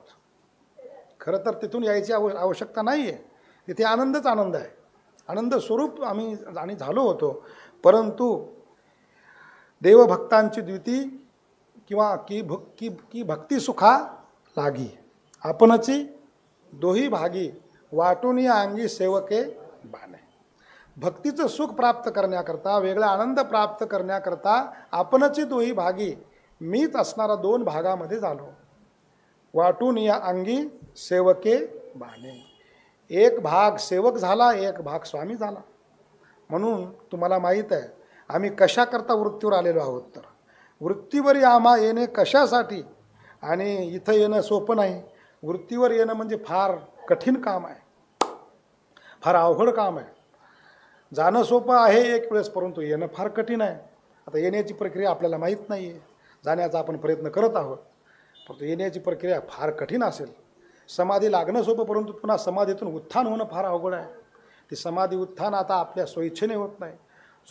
झोपणं आपल्या हातात आहे, परंतु उठणं आपल्या हातात नाही आहे. परंतु महाराज म्हणतात की मी त्या वृत्तीतून पुन्हा निर्वृत्तीतून वृत्तीमध्ये आलेलो आहे.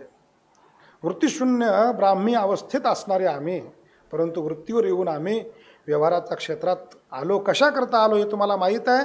जाणत असा परी नेन तेजी देवा, भ्रमची बरावा राखावा तो. तुम्हाला माहीत आहे मला काय पाहिजे. मला भक्ती सुख पाहिजे, मला सेवा पाहिजे, म्हणून त्याकरता मी इथे आलेलो आहे. हे तुम्ही जाणता देखील, तुम्हाला सर्व माहीत आहे. भ्रमची बरावा राखावा तो. कारण तुम्ही न कळल्यासारखं असं करतात. हा तुमचा भ्रम असाच चांगला राखून ठेवा बरं का. मोडून क्षरलो आभेदाची मूस, तुम्हा का आळस ओढवला. आभेदाची असणारी मूस, आभेदाची मूस म्हणजे हेच अद्वैताची मूस. मूस म्हणजे ज्याच्यामध्ये आपण एखादा धातू टाकतो आणि त्याचा आकार देतो. जशी मूर्ती बनवण्याकरता मूस तयार करतात, साचा त्याला म्हणतात. तो अद्वैताच्या साच्यामध्ये मी होतो, अद्वैत स्वरूप झालेलो होतो, परंतु मी ते टाकलेलं आहे, मोडून टाकलेलं आहे.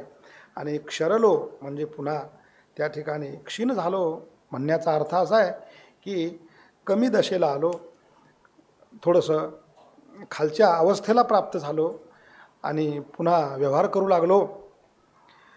तुम्हा का आळस ओढवला. मी जर खाली येऊ शकतो तर मग आता तुम्हाला खाली यायला काय हरकत आहे का. मी जर निर्गुणातून सगुणामध्ये येऊ शकतो तर तुम्ही देखील निर्गुणातून सगुणामध्ये आलं पाहिजे. म्हणून तुम्ही निर्गुणपणा सोडून देवा आता तुका म्हणे होई लवकरी उदार, लांबणीचे फार काम नाही. आता मला देखील तुम्ही त्या ठिकाणी लवकर भेट द्या, दर्शन द्या. जास्त लांबण लावण्याचं कारण नाही आहे, कारण ते उपयोगाचं पण नाही आहे. म्हणून मला लवकर दर्शन द्या ही दर्शनाची अपेक्षा महाराजांनी या अभंगातून केलेली आहे. पुढे त्याच सदरातील अभंग आहे. सुलभ कीर्तने हे दिले ठसावूनी, करिता धरणी उरी कोण. आता न टळावे केलिया नेमासी, उदाराचा होसी हीन काय. एका नेमे कोठे दुसरा पालट, पादर तो धीट म्हणती त्यासी. तुका म्हणे किती बोलशील उने, एकाच वचने खंड करी. तर सुलभ कीर्तने हे दिले ठसावूनी. देवा आम्ही भक्तीचा प्रचार करत असताना लोकांना कीर्तनाच्या माध्यमातून अंतकरणामध्ये ठसावून सांगितलेलं आहे. लोकांच्या अंतकरणामध्ये ते बिंबित करून टाकलेलं आहे. काय की नामस्मरण, नामसंकीर्तन हे फार सोपं साधन आहे. सर्व काही सोडून द्या आणि एक नाम हाती धरा. म्हणून लाखो लोकांनी नवे अनेक करोडो लोकांनी सर्व साधनांचा त्याग केलेला आहे आणि नामस्मरण पकडलेलं आहे. आणि हे तुमच्या सांगण्यावरून आम्ही हा प्रचार केलेला आहे. आणि आता हा प्रचार केला आणि जर आता तुम्ही त्या नामस करणाऱ्या लोकांना, नामस्मरण करणाऱ्यांना जर त्याचं फळ दिलं नाही, जसं तुम्ही बोलले तसं जर त्याचं फळ दिलं नाही, तर हा शब्द कुणावर येईल? आमच्यावर येईल. सुलभ कीर्तने हे दिले ठसावूनी, करिता धरणी उरी कोणा. मग तो उनेपणा कुणाचा आहे सांगा? तो उनेपणा असणारा आहे तो तुमचाच आहे. कारण तुम्ही जो नेम केला होता त्या नेमाप्रमाणे चाललं पाहिजे. काय नेम केला होता? आता न टळावे केली या नेमासी, उदाराचा होशी हीन काय. तुम्ही इतका उदारपणा दाखवला की फक्त माझं नाम घ्या. सततम कीर्तयंतो माम यतंतश दृढव्रताः नमशंतश्च माम भक्त्या नित्ययुक्ता उपासते. आधी करून भगवंतांनी आपल्या विभूती सांगत असताना देखील की यज्ञानाम जपयज्ञोष्मी हे सांगितलेलं आहे की यज्ञामध्ये जपयज्ञ ही माझी विभूती आहे. नाम जपयज्ञ तो परम, बाधू न शके स्नानादी कर्म. नामे पावन धर्म नाम परब्रह्म वेदार्थे. ही एवढं सांगितलं असताना देखील प्रभू जर तुम्ही आता तुमचा जो नेम केलेला आहे त्याला तुम्ही टाळू नका बरं का. का तर तुम्ही उदार म्हणून तुमची प्रसिद्धी आहे. आणि आता जर तुम्ही नेमाला टाळलं तर तुम्हाला लोक हीन म्हणतील आणि मग हीन होणं काही चांगलं नाही. उदाराचा होशी हीन काय. तुला हीन व्हायचं आहे का? एका नेमे कोठे दुसरा पालट, पादर तो धीट म्हणते त्याशी. त्याला लोक काय म्हणतात? पादर धीट. हां म्हणजे भ्याडातील शूर. जे भ्याड लोक आहेत त्याच्यातला शूर हा भ्याड शिरोमणी. एकदा माणसाने नेम केला की माणसाने तो नेम सोडू नये. वचना पालटी आधमते जन, नारायण तैसा नव्हे. नारायण तो नव्हे. हां तर हे बरं का महाराज, पाठ केलेलं आणि ऐकून पाठ केलेल्यामध्ये हा फरक असतो. काही काही शब्द त्याच्याकरता पाठच करावं लागतं. चोखंडे महाराजांनी गाथा पाठ केलेला आहे. मी ऐकून पाठ झालेलं आहे माझे काही चरण. त्यातलं आहे. तर वचना पालटी काय पालटती आधमते जन. बरोबर. आधमजन म्हणजे नीच लोक जे आहेत ते बोलतात एक करतात एक, त्यांच्या वचनावर काही विश्वास नसतो. परंतु नारायण तो नव्हे, नारायण मात्र जे बोलतो ते करत असतो.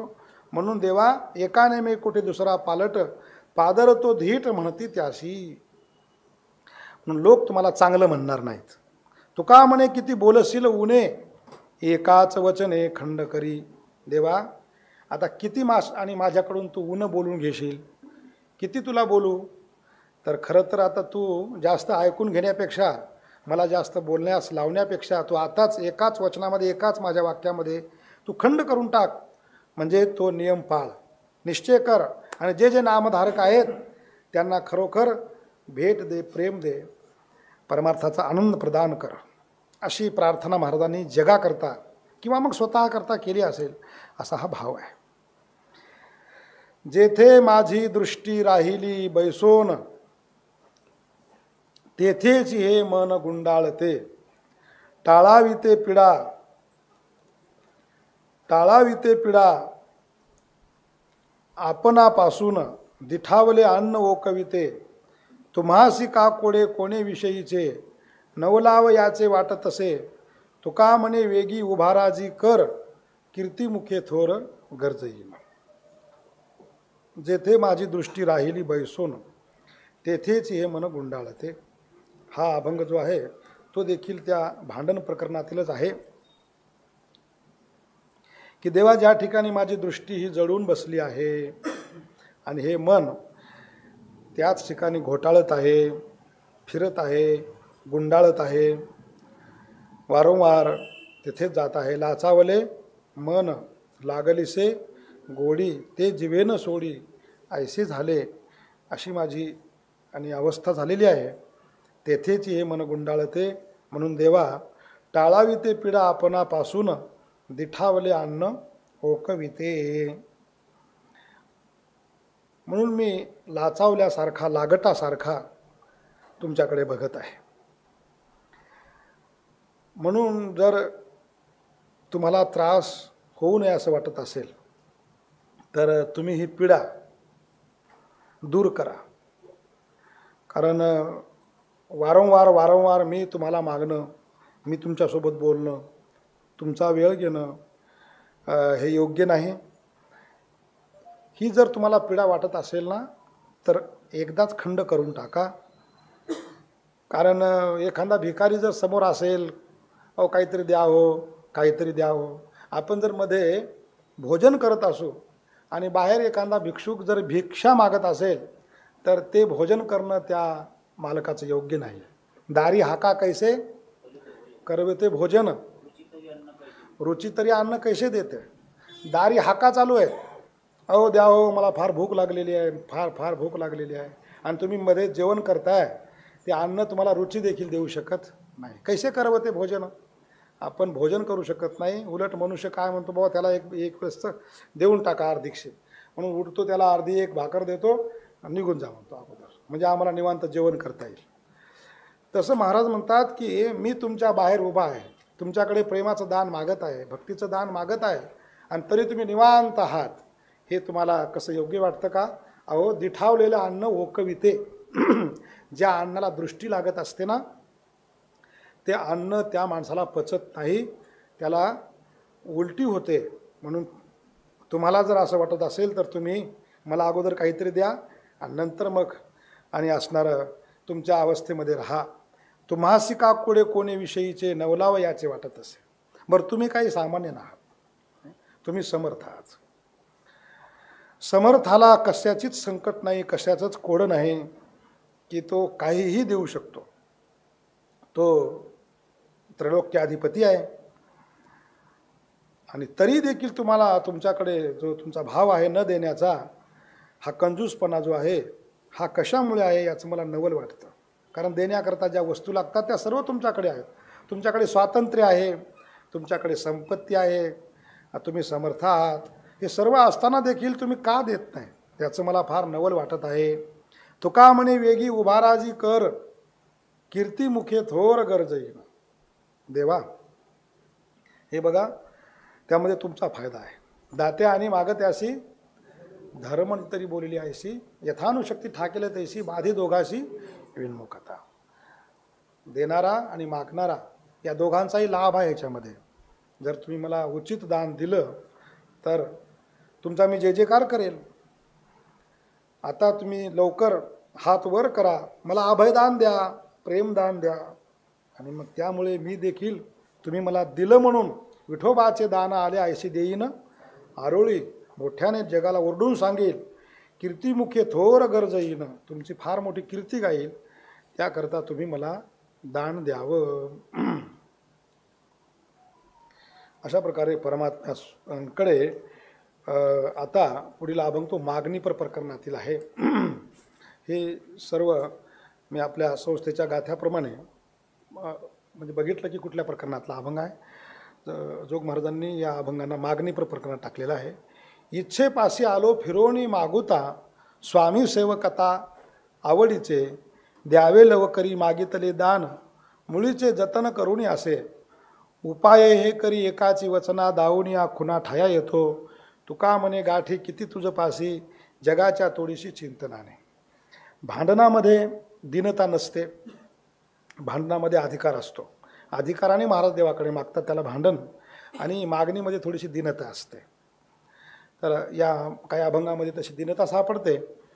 त्यापैकी हा अभंग आहे की इच्छेपाशी आलो फिरवणी मागुता, स्वामी सेवकता आवडीचे.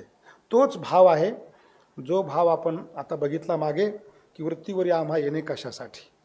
त्याच अभंगातील भाव आहे की देवा मी फिरून आलो, परत आलो, मागुता आलो. खरं तर मला कशाची इच्छा नव्हती, तरी पण मी इच्छेपाशी आलो फिरवणी मागुता. भगवान परमात्म्याचं ब्रीद आहे, तया माझी या सायुज्याची चाड, तरी तेची पुरवी कोड, आणि सेवा म्हणते तरी आड प्रेम असुये. जर भक्ताला माझ्या सायुज्याची इच्छा असेल तर मी त्याला तेच देतो, आणि जर त्याला माझी सेवा करण्याची इच्छा असेल तर मी त्याला प्रेम प्रदान करतो, प्रेम देतो. तर महाराज म्हणतात की माझी इच्छा सेवा करण्याची आहे, त्यामुळे तुम्ही मला प्रेम द्यावं. इच्छेपाशी आलो फिरवणी मागुता, स्वामी सेवकता आवडीचे. स्वामी आणि सेवक भाव ही माझ्या आवडीचा विषय आहे. मी भक्त तू देव ऐसे कर, नको ब्रह्मज्ञान आत्मस्थिती द्यावं. माझं भक्तीची आवड आहे, मला भक्तीची आवड आहे, सेवेची आवड आहे. नवे नवे मला अनेक जन्म घेऊन हेच करायचं आहे. हरिनाम कीर्तन संतांचे पूजन घालीन लोटांगण महाद्वारी, म्हणून मी पुन्हा पुन्हा जन्म घेईल आणि तुझी चरणसेवा पांडुरंगा. मला आवड याची आहे, म्हणून मी इच्छेपाशी आलो फिरवणी मागुता, स्वामी सेवकता आवडीचे, द्यावे लवकरी मागितले दान, मुळीचे जतन करून असे. आता मी तुम्हाला सेवा करण्याकरता काय लागतं तर अंगामध्ये प्रेम लागतं, भाव लागतो, भक्ती लागते, आणि ते प्रेम देवाने दिल्याशिवाय प्राप्त होत नाही. म्हणून मी तुम्हाला ते वारंवार मागत आहे की द्यावे लवकरी मागितले दान, मुळीचे जतन करुणी असे. आणि जे माझं मूळ स्वरूप आहे ते मी विसरलो असं नाही, ते मी जतन करूनच आहे, ठेवूनच आहे. कारण त्या ठिकाणी गोपिकांचा आपण जर भाव बघितला तर न तत्रापि महात्म्य ज्ञान विस्मृती अपवाद. गोपिकांना भगवंताच्या स्वरूपाची विस्मरण झालं होतं असं म्हणता येत नाही. नाहीतर मग तद्विहीनम जारानाम इव, जर त्यांना आपल्या स्वरूपाची आठवण नसती गोपिकांना तर मग त्यांची भक्ती म्हणजे जार स्त्रीप्रमाणे झाली असती. परंतु म्हणून महाराज म्हणतात त्यावे लवकरी मागितले दान, मुळीचे जतन करून असो. मुळीचं जतन मी करून ठेवलेलं आहे. उपाय हे करी एकाची वचना, दावूनिया खुना ठाया येतो.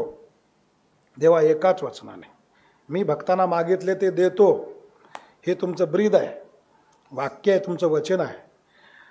आणि म्हणून या स्वामी सेवकपणा मागण्याचा प्रयत्न मी तुम्हाला करीत आहे. मी तुम्हाला कोणतीही मागणी करताना तुमच्या वचनाच्या ज्या खुणा आहेत तुम्हावर दाखवून तुमच्या जवळ येत असतो, कारण त्यामध्ये तुमचंच ब्रीद आहे. तुका म्हणे गाठी किती तुझ पासी, जगाच्या थोडीशी चिंतनाने. तुझं चिंतन केलं तर जगाच्या गाठी नाहीसं होतात, जगाचं अंतकरणातलं कपट नाहीसं होतं. आणि मी तुझ्याकडे बघतो तर तुझ्याचमध्ये भरपूर गाठी मला दिसत आहेत. तुझं चिंतन जर जगाच्या गाठी सोडतं तर मग तुझ्यामध्ये ही गाठ कशा करता ठेवतो? जरा मोकळा हो. म्हणून महाराज म्हणतात, जगाच्या तोडीशी चिंतनाने, आणि तू का म्हणे गाठी किती तुझं पाशी, तुझ्याजवळ ही गाठ आहे. म्हणजेच असणारा वंचनपणा, कृपणपणा जो आहे तू काही ठेवू नकोस, उदार व्हा आणि मी जे तुम्हाला मागतोय ते मला द्या. चला आता करुणा प्रकरणातील अभंग. कोठे आम्ही आता वेचावी हे वाणी, कोण मना आणि जाणून या. न करावी सांडी आता टाळाटाळी, दैन्य हे काळी होईल माझी. घरोघरी झाल्या ज्ञानाची या गोष्टी, सत्यासेवे गाठी न पडावी. तुका म्हणे आम्हा भाकिता करुणा, भलताची शहाणा शोध काढी. कोठे आम्ही आता वेचावी हे वाणी, कोण मना आणि जाणून या. ही करुणा केलेली आहे. देवा, आम्ही हा हरिभक्तीचा उपदेश आता कोठे करावा? कारण कोण मना आणि जाणून या हरिभक्तीचं महत्त्व, आमचा उपदेश असणारा कोण मनावर घेईल? म्हणून तुम्ही काय करा, न करावी सांडी आता टाळाटाळी, दैन्य हे काळी होईल माझी. दैन्य आहे का? कळी आहे का? काळी या ठिकाणी या गाथ्यात काळी दिलेलं आहे, कळी आहे ना? हां हां, हो हो, पाठभेद आहे. न करावी सांडी आता टाळाटाळी, तर तुम्ही आता माझी टाळाटाळी म्हणजे हेळसांड करू नये. कारण त्याकरता काय होईल, तर कळी म्हणजे हा कलिकाल, आणि हा कलिकाल माझी फार दीन अवस्था करून टाकेल. म्हणून काय झालेलं आहे, घरोघरी झाल्या ज्ञानाच्या गोष्टी, सत्यासेवे गाठी न पडावी. अनेक असे प्रमाण सापडतात. घरोघरी अवघे झाले ब्रह्मज्ञान, परी मिळवण बहु माझी. निरे कोणापाशी होय एक रज, तरी द्या रे मज दुर्बळ आस. ब्रह्मज्ञान घरोघरी झालेलं आहे, परंतु कसं झालेलं आहे ते, त्यामध्ये फार मिळवण, नुसत्या ज्ञानाच्या गोष्टी घरोघर झालेल्या आहेत, त्याचा लाभ काही होत नाही आहे. सत्यासेवे गाठी न पडावी. ब्रह्मज्ञानाच्या गोष्टी घरोघरी सांगितल्या जातात, त्यामुळे माझी हरिकथा कोणी ऐकत नाही. अहम ब्रह्मास्मी अहम ब्रह्मास्मी, सर्वम खलविदम ब्रह्म तत्वमसी. कारणाध्यास, कार्याध्यास, रज्जू सर्प, शुक्ती रजत, हा सर्व चर्चेचा विषय झाला. खरं तर वेदांताची चर्चा फार गोड लागते का? एकदा वेदांत समजायला लागला की फार गोड लागतो, फार चर्चा करावी लागते. परंतु जर तो नुसती चर्चाच असेल तर त्याचा काही लाभ होत नाही. म्हणून सध्या वातावरण असं महाराज म्हणतात झालेलं आहे की घरोघरी झाल्या ज्ञानाच्या गोष्टी, त्यामुळे जे सत्य आहे, जी भगवंताची सेवा घडली पाहिजे, भक्ती घडली पाहिजे, ती मात्र घडत नाही आहे. सत्यासेवे गाठी न पडावी अशी अवस्था तयार झालेली आहे. तुका म्हणे आम्हा भाकिता करुणा, भलताची शहाणा शोध काढी. आम्ही जेव्हा करुणेने, भक्तीने देवाची आळवणा करतो, भजन करतो, कीर्तन करतो, नामस्मरण करतो, तेव्हा कोणीतरी एक नवीनच येतो आणि आमच्या कीर्तनामध्ये येऊन उभा राहून आम्हाला काहीतरी वेगळंच ज्ञान सांगायला लागतो. कुतर्क काढतो की नामस्मरणाचा आणि मुक्तीचा काय संबंध आहे. जीव हा अज्ञानाने झालेला आहे, अज्ञानाची निवृत्ती ज्ञानानेच होऊ शकते. असे कुतर्क काढून असणारे आम्हाला भक्तीतून ते निवृत्त करतात. म्हणून कर्माने कुठं मोक्ष प्राप्त होत असतो का, अशा प्रकारच्या शंका उपस्थित करून आम्हाला या भक्तीतून परावृत्त करण्याचा प्रयत्न करतात. नवीनच जावाई शोध काढतात आणि आमच्यावर फार मोठा आघात होतो. त्यामुळे देवा आता तुम्ही कृपा करा आणि या ठिकाणी आम्हाला सहकार्य करा. बरं, कारण तुमच्याकडून काही कमी होत आहे. काय होत आहे? तुम्ही विलंब लावत आहात, त्यामुळे आमचं मन देखील डगमग करत आहे. डगमगी मन निराशेच्या गुणे, हेतो नारायणे शांत विजे. धीर तू गंभीर जीवन जगाचे, जळो विभागाचे हाच ते. भेईल जीव हे देखोनी कठीण, केला जातो शीन तो वाया. तुका म्हणे आवश्यक हे वचन, पाळावेची दान समयो आहे. विलंब लावणं हे योग्य नाही, कारण आता आमची तळमळ वाढत चाललेली आहे. आणि त्यामुळे काय होऊ शकतं देवा? निराशामुळे, जर निराशा झाली तर हे मन पुन्हा प्रवृत्त होणार नाही. अनेक ठिकाणी मनुष्य वारंवार गेला, जर त्या ठिकाणी निराशा झाली तर तिथे पुन्हा जाण्याची इच्छा होत नाही. म्हणून आणि तुमच्याकडे मी वारंवार आलेलो आहे, खूप दिवसापासून टोकून आहे की तुम्ही मला प्रेम द्यावं, दर्शन द्यावं. आता मात्र फार विलंब झाला. आता जास्त विलंब लावू नकोस. डगमगी मन निराशेच्या गुणे, हेतो नारायणी शांत विजय. आता तुम्हीच त्या मनाला शांत केलं पाहिजे, मला भेट दिली पाहिजे. महाराजांच्या शब्दातून परमात्म्याला आणि एवढं असणारं हे केलेलं आहे की देवाला शेवटी कृपा करावीच लागेल असं, आणि महाराजांनी वातावरण तयार या शब्दांच्या माध्यमातून केलेलं आहे. हे तो नारायणी शांतविजे. धीर तू गंभीर जीवन जगाचे, जळो विभागाचे आहाच ते. देवा तू धैर्यवान आहेस. इतकंच नव्हे, गंभीर तू श्रीरामा, तू गंभीर आहेस, धैर्याने गंभीर आहेस, तू जगाचं जीवन देखील आहेस. परंतु आमच्या वाट्याला मात्र, आणि हा अधीरपणा म्हणजेच हा ढोंगीपणा आलेला आहे, त्याला आग लागो. जळो विभागाचे हाच ते. तुम्ही जे आम्हाला दिलेलं आहे त्याला आग लागो. भेईल जीव हे देखोनी कठीण, केला जातो शीन तो वाया. जीव भेईल हे कठीण देखोनी, केला जातो शीन तो वाया. कारण हा जो प्रयत्न आहे, आमचा प्रयास आहे, हे जे श्रम आहेत, खरं तर हा जीव बघून भीत आहे की आपण पूर्ण जीवन आणि भक्ती केलेली आहे, शेवटी या भक्तीचं फळ काही मिळत नाही. आता हा जीव घाबरत आहे, आणि एकदा जीव घाबरला की पुन्हा तो भक्तीमध्ये प्रवृत्त होणार नाही. त्यामुळे हे सर्व मी जे आतापर्यंत केलेली भक्ती ती वाया जाईल. केला जातो शीन तो वाया. तुका म्हणे आवश्यक हे वचन, पाळावेची दान समयो आहे. देवा आणखी थोडीशी वेळ आहे, आणखी माझी तुझ्याकडून अपेक्षा आहे. म्हणून तुमचं वचन त्याचे तुम्ही पालन करावं. पाळावेची दान समयो आहे, वेळ आहे, थोडासा वेळ आहे. 2-3 अभंग आणखी बाकी आहेत, तोपर्यंत तुम्ही तुमचं काम करू शकता. नाही का झालेत? नाही आहेत, आणखी 2-3 आहेत, 66 पर्यंत. आम्ही पहा कैसी एकतत्वी झालो, राखणे लागलो वासनेसी. तुम्हा विन काही नावडे या जीवा, केला तोची देवा दृढपण. वर्म नेनो परिवृत्ती भंगो नेदू, वंदिलेची वंदू आवडीने. तुका म्हणे केले नामाचे जीवन, आणि वार्ताही भिन्न नेनो आता. हा जो अभंग आहे तो एकविधपणातील आहे, एकविध प्रकरणातील आहे की आम्ही पहा कैसी एकतत्वी झालो. देवा बघा, आम्ही आमचं कर्तव्य करत आहोत, आम्ही जे करायला पाहिजे ते करत आहोत.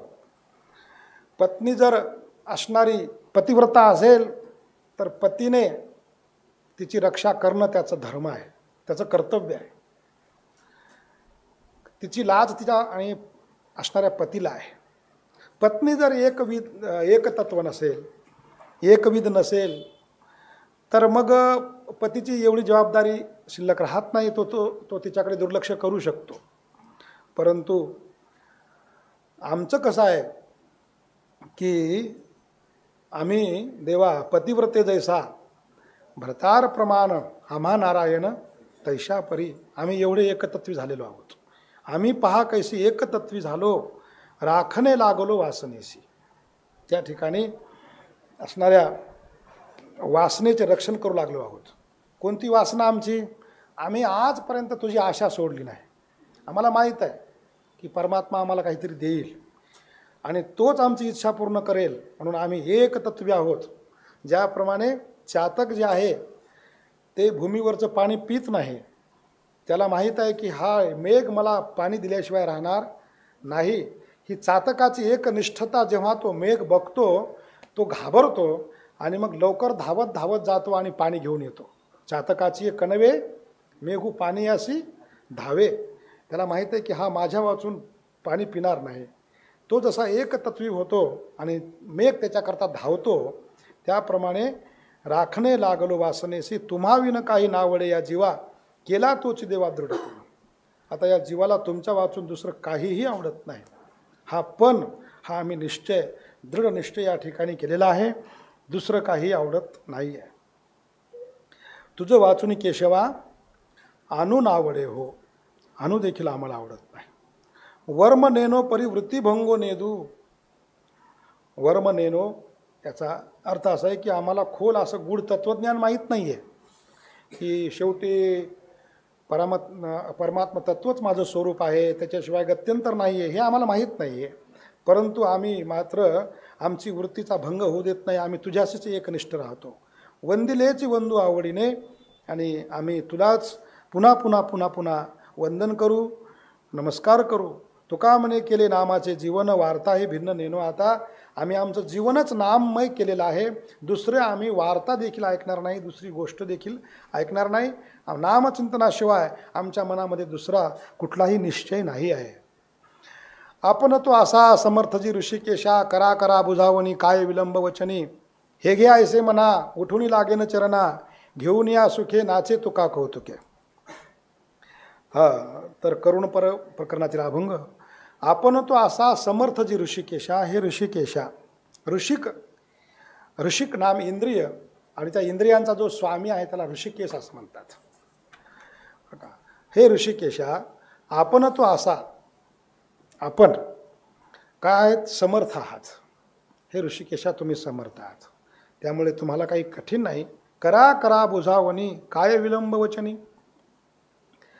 मला शांत करा, माझी बुझावणी करा, मला सांत्वना द्या आणि तुम्ही या ठिकाणी विलंब करू नका. समजूत काढा माझी. इतका उशीर का करता. एकदा म्हणा की भिवू नकोस, बस माझं काम झालं. मला तुमच्याकडून अभयाचं दानच हवं आहे म्हणून एकदा मन मोठं करा. हे घे ऐसे म्हणा उठून लागेन चरणा. हे घे मी तुला दिलं, एवढं मन मोठं करून एकदा तुम्ही हे घ्या असं म्हणा. म्हणजे मी प्रथम तुमच्या पायाला लागेल, तुमचा ऋणी राहील. घेऊन या सुखे नाचे तुका कौतुके. त्यानंतर मग ते प्रेम सुख असणारं मी हातामध्ये घेऊन आणि आनंदाने कौतुकाने नाचेल, त्याचा मी आनंद व्यक्त करेल. द्याल ऐसे दिसे तुमचे साचपण इच्छे मनोनी न भंगे निर्धार केले लोचन सादर. मुखाचीच वास पुरला पाहे अवकाश तुका म्हणे कळे काय लाभ कोणे वेळे. माझ्या इच्छेप्रमाणे द्याल ऐसे दिसे तुमचे साचपण इच्छे. तुम्ही द्याल असा मला तुमचा खरोखर भरवसा वाटतो आहे. कारण तुमच्याविषयी माझा पक्का निश्चय आहे. कारण तुम्ही अनेकांना दिलेला आहे. कोण कोण तुमच्याकडे आले, अनेक ठिकाणी असं वर्णन आहे. पायी न गतिकेही पतित पावन राम भज सुनु सठ मना. गणिका अजामिल व्याध गीध गजादी खल तारे घना.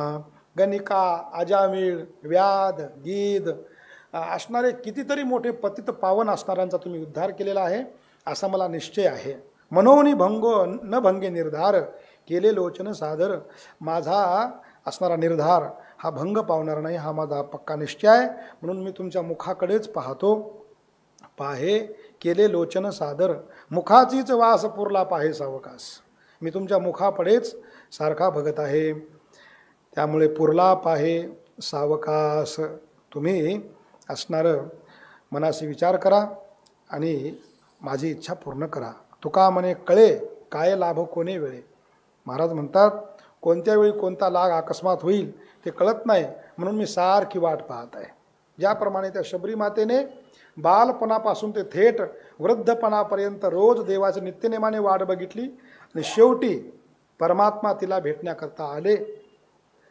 तसा महाराज म्हणतात की कधी तुम्ही माझ्यावर कृपा करणार काही सांगता येत नाही, म्हणून मी तुमची या ठिकाणी वाट बघत आहे. तुम्ही तो सदैव अधीरपणे माझी हाव, जळो आशेचे येते जिने टोकत असे दीनपणे, येथून सोडवा आता अनुभवे देवा, तुका म्हणे झाले एक मग हे निमाले. करुणापर प्रकरणातीलच अभंग आहे. देवा तुम्ही तो सदैव, तुम्ही दैववान आहात, दैवेन सह. काय दैव आहे तुमच्याकडे? यश श्री अवदारे ज्ञान वैराग्य ऐश्वर असे तुम्ही भगवान आहात. परंतु माझ्या मनात धीर नाही आहे. माझ्यातील हा धीर नसल्यामुळे मला देवापासून काही मिळेल का, काही मिळणार नाही, आणि ते केव्हा मिळेल अशी मी चिंता करतो. वास्तविक पाहता तुम्ही समर्थ आहात, तुम्ही उदार आहात, सर्व आहात, परंतु आम्हीच कमजोर आहोत, म्हणून ही तळमळ दिसत आहे. याला आमचा काही दोष नाही. जळो आशेचे ते जिने टोकत असे दीनपणे. खरं तर हे आशावान जीवन हे योग्य नव्हे. आग लागो या जीवनाला, याच्यामध्ये काही सुख नाही आहे.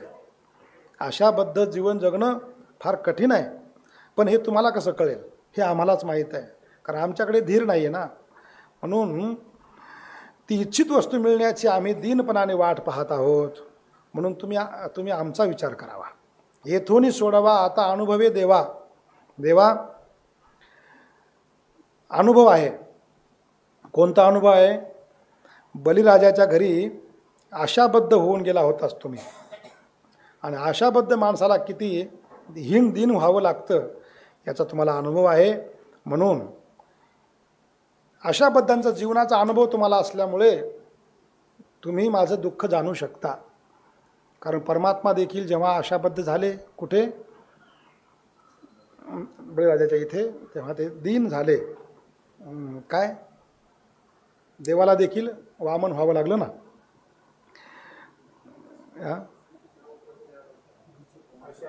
आशा उपजली, भगवंताशी नीच वामनत्व आले त्यासे.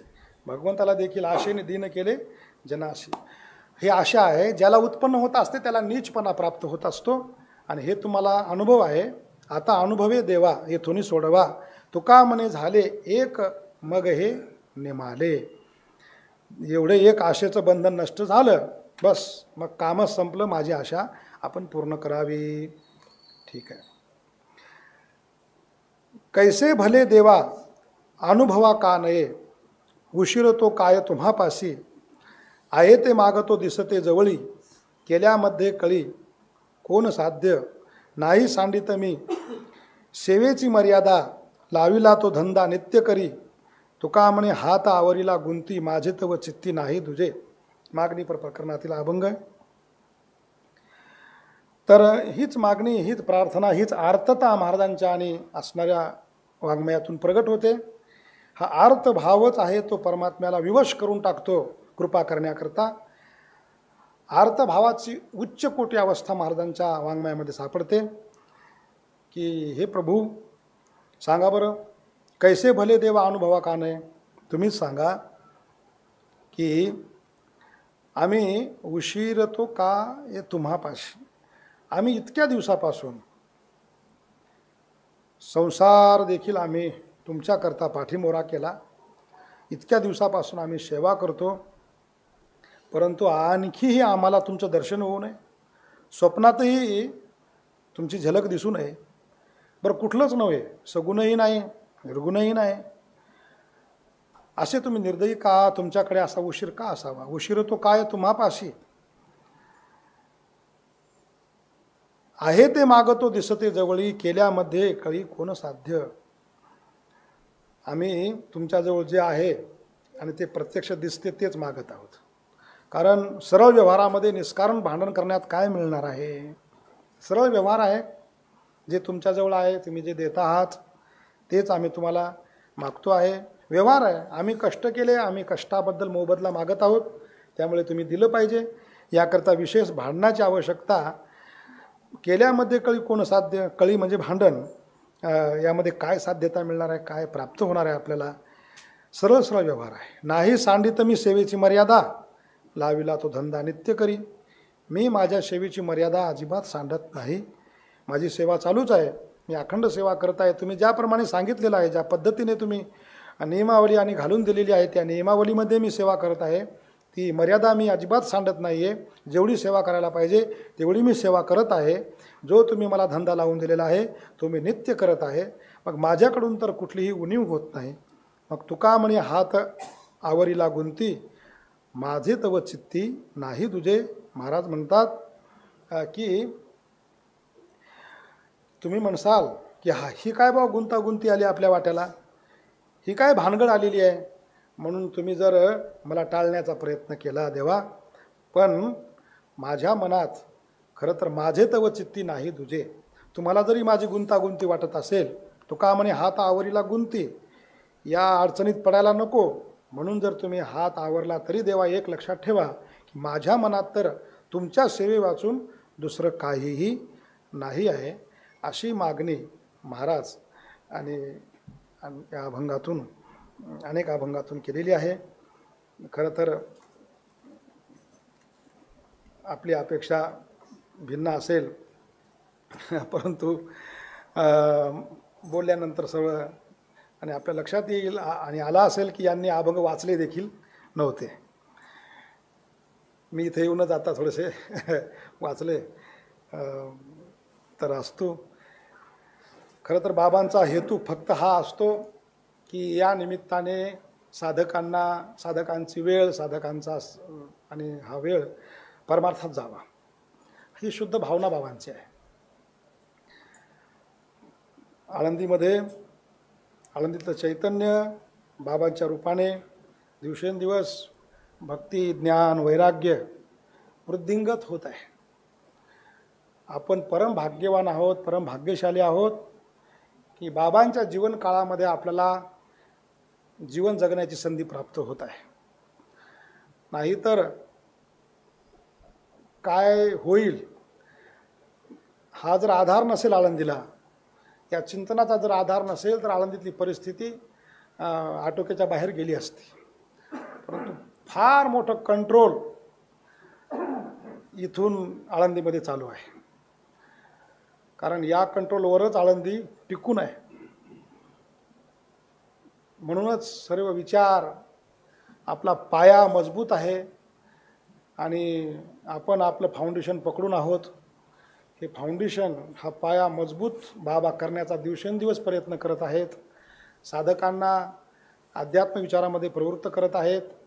खरं तर अध्यात्म विचार नसतील तर साधकांचं जीवन आणि या आज वारकरी संप्रदायाचे दिवस फार चांगले आहेत. लौकिकता फार मोठी प्राप्त झालेली आहे. कितीही सामान्य मनुष्य असला परंतु वारकरी संप्रदायाच्या नावावर तो भरपूर काही कमवू शकतो, भरपूर काही कमवत आहेत. म्हणून संप्रदायाला जे मूलभूत जे तत्व संप्रदायाचे आहेत ते जोपासणं फार गरजेचं आहे आणि ते फार मोठं महत्त्वाचं काम या ठिकाणी बाबांच्या माध्यमातून घडत आहे. म्हणून हे उपक्रम आळंदीमध्ये चालू आहेत. त्याकरता खरे जे साधक आहेत, ज्यांना भगवत प्राप्तीची लालसा आहे, ते साधक आळंदीमध्ये टिकलेले आहेत. आणि जर हे तत्व हे उपक्रम जर आळंदीत नाही झाले तर त्या साधकांनी जायचं कुठं, बघायचं कुणाकडे. आज अशी आणि बिकट अवस्था झालेली आहे. आपल्या जीवनामध्ये आदर्श कुणाला ठेवावं, आदर्श कुणाला करावं, परमार्थाचा आदर्श काय आहे, फार दुर्लभ ही गोष्ट झालेली आहे. त्याच्यामुळे आपण भाग्यवान आहोत की आपल्याला आदर्श देखील पुढे आहेत, आपल्याला वाटचाल देखील कशी करावी याचं मार्गदर्शन मिळत आहे. म्हणून ह्या गोष्टी फार महत्त्वाच्या आहेत. दिवसेंदिवस ह्या गोष्टी वाढत जाव्यात आणि बाबांचं असंच मार्गदर्शन आम्हा सर्व साधकांना मिळावं अशी माऊलींच्या चरणी प्रार्थना करून या ठिकाणी मी थांबतो आहे.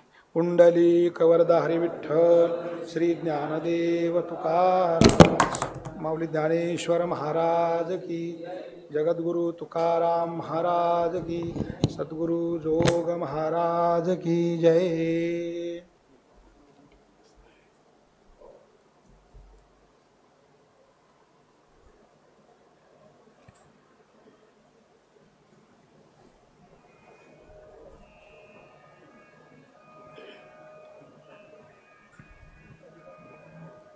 आम्हा घरी धन शब्दाचीच रत्ने, आम्हा घरी धन शब्दाचीच रत्ने, शब्दांचीच शस्त्रे यत्न करू, शब्दाचीच शस्त्रे यत्न करू, शब्दाचीच शस्त्रे यत्न करू, शब्दची आमुच्या जीवाचे जीवन, शब्दची आमुच्या जीवाचे जीवन, शब्द वाटू धन जन लोका, शब्द वाटू धन जन लोका, शब्द वाटू धन जन लोका, शब्दची आमुच्या जीवाचे जीवन, शब्दची आमुच्या जीवाचे जीवन. तुका म्हणे पहा शब्दची हा देव, तुका म्हणे पहा शब्दची हा देव, शब्दची गौरव पूजा करू, शब्दची गौरव पूजा करू, शब्दची आमुच्या जीवाचे जीवन, शब्दची आमुच्या जीवाचे जीवन, शब्द वाटू धन जन लोका, शब्द वाटू धन जन लोका, शब्द वाटू धन जन लोका, शब्दची आमुच्या जीवाचे जीवन, शब्दची आमुच्या जीवाचे जीवन. ज्ञानदेव तुकाराम, ज्ञानदेव तुकाराम, ज्ञानदेव तुकाराम, ज्ञानदेव तुकाराम, ज्ञानदेव तुकाराम, ज्ञानदेव तुकाराम, ज्ञानदेव तुकाराम, ज्ञानदेव तुकाराम,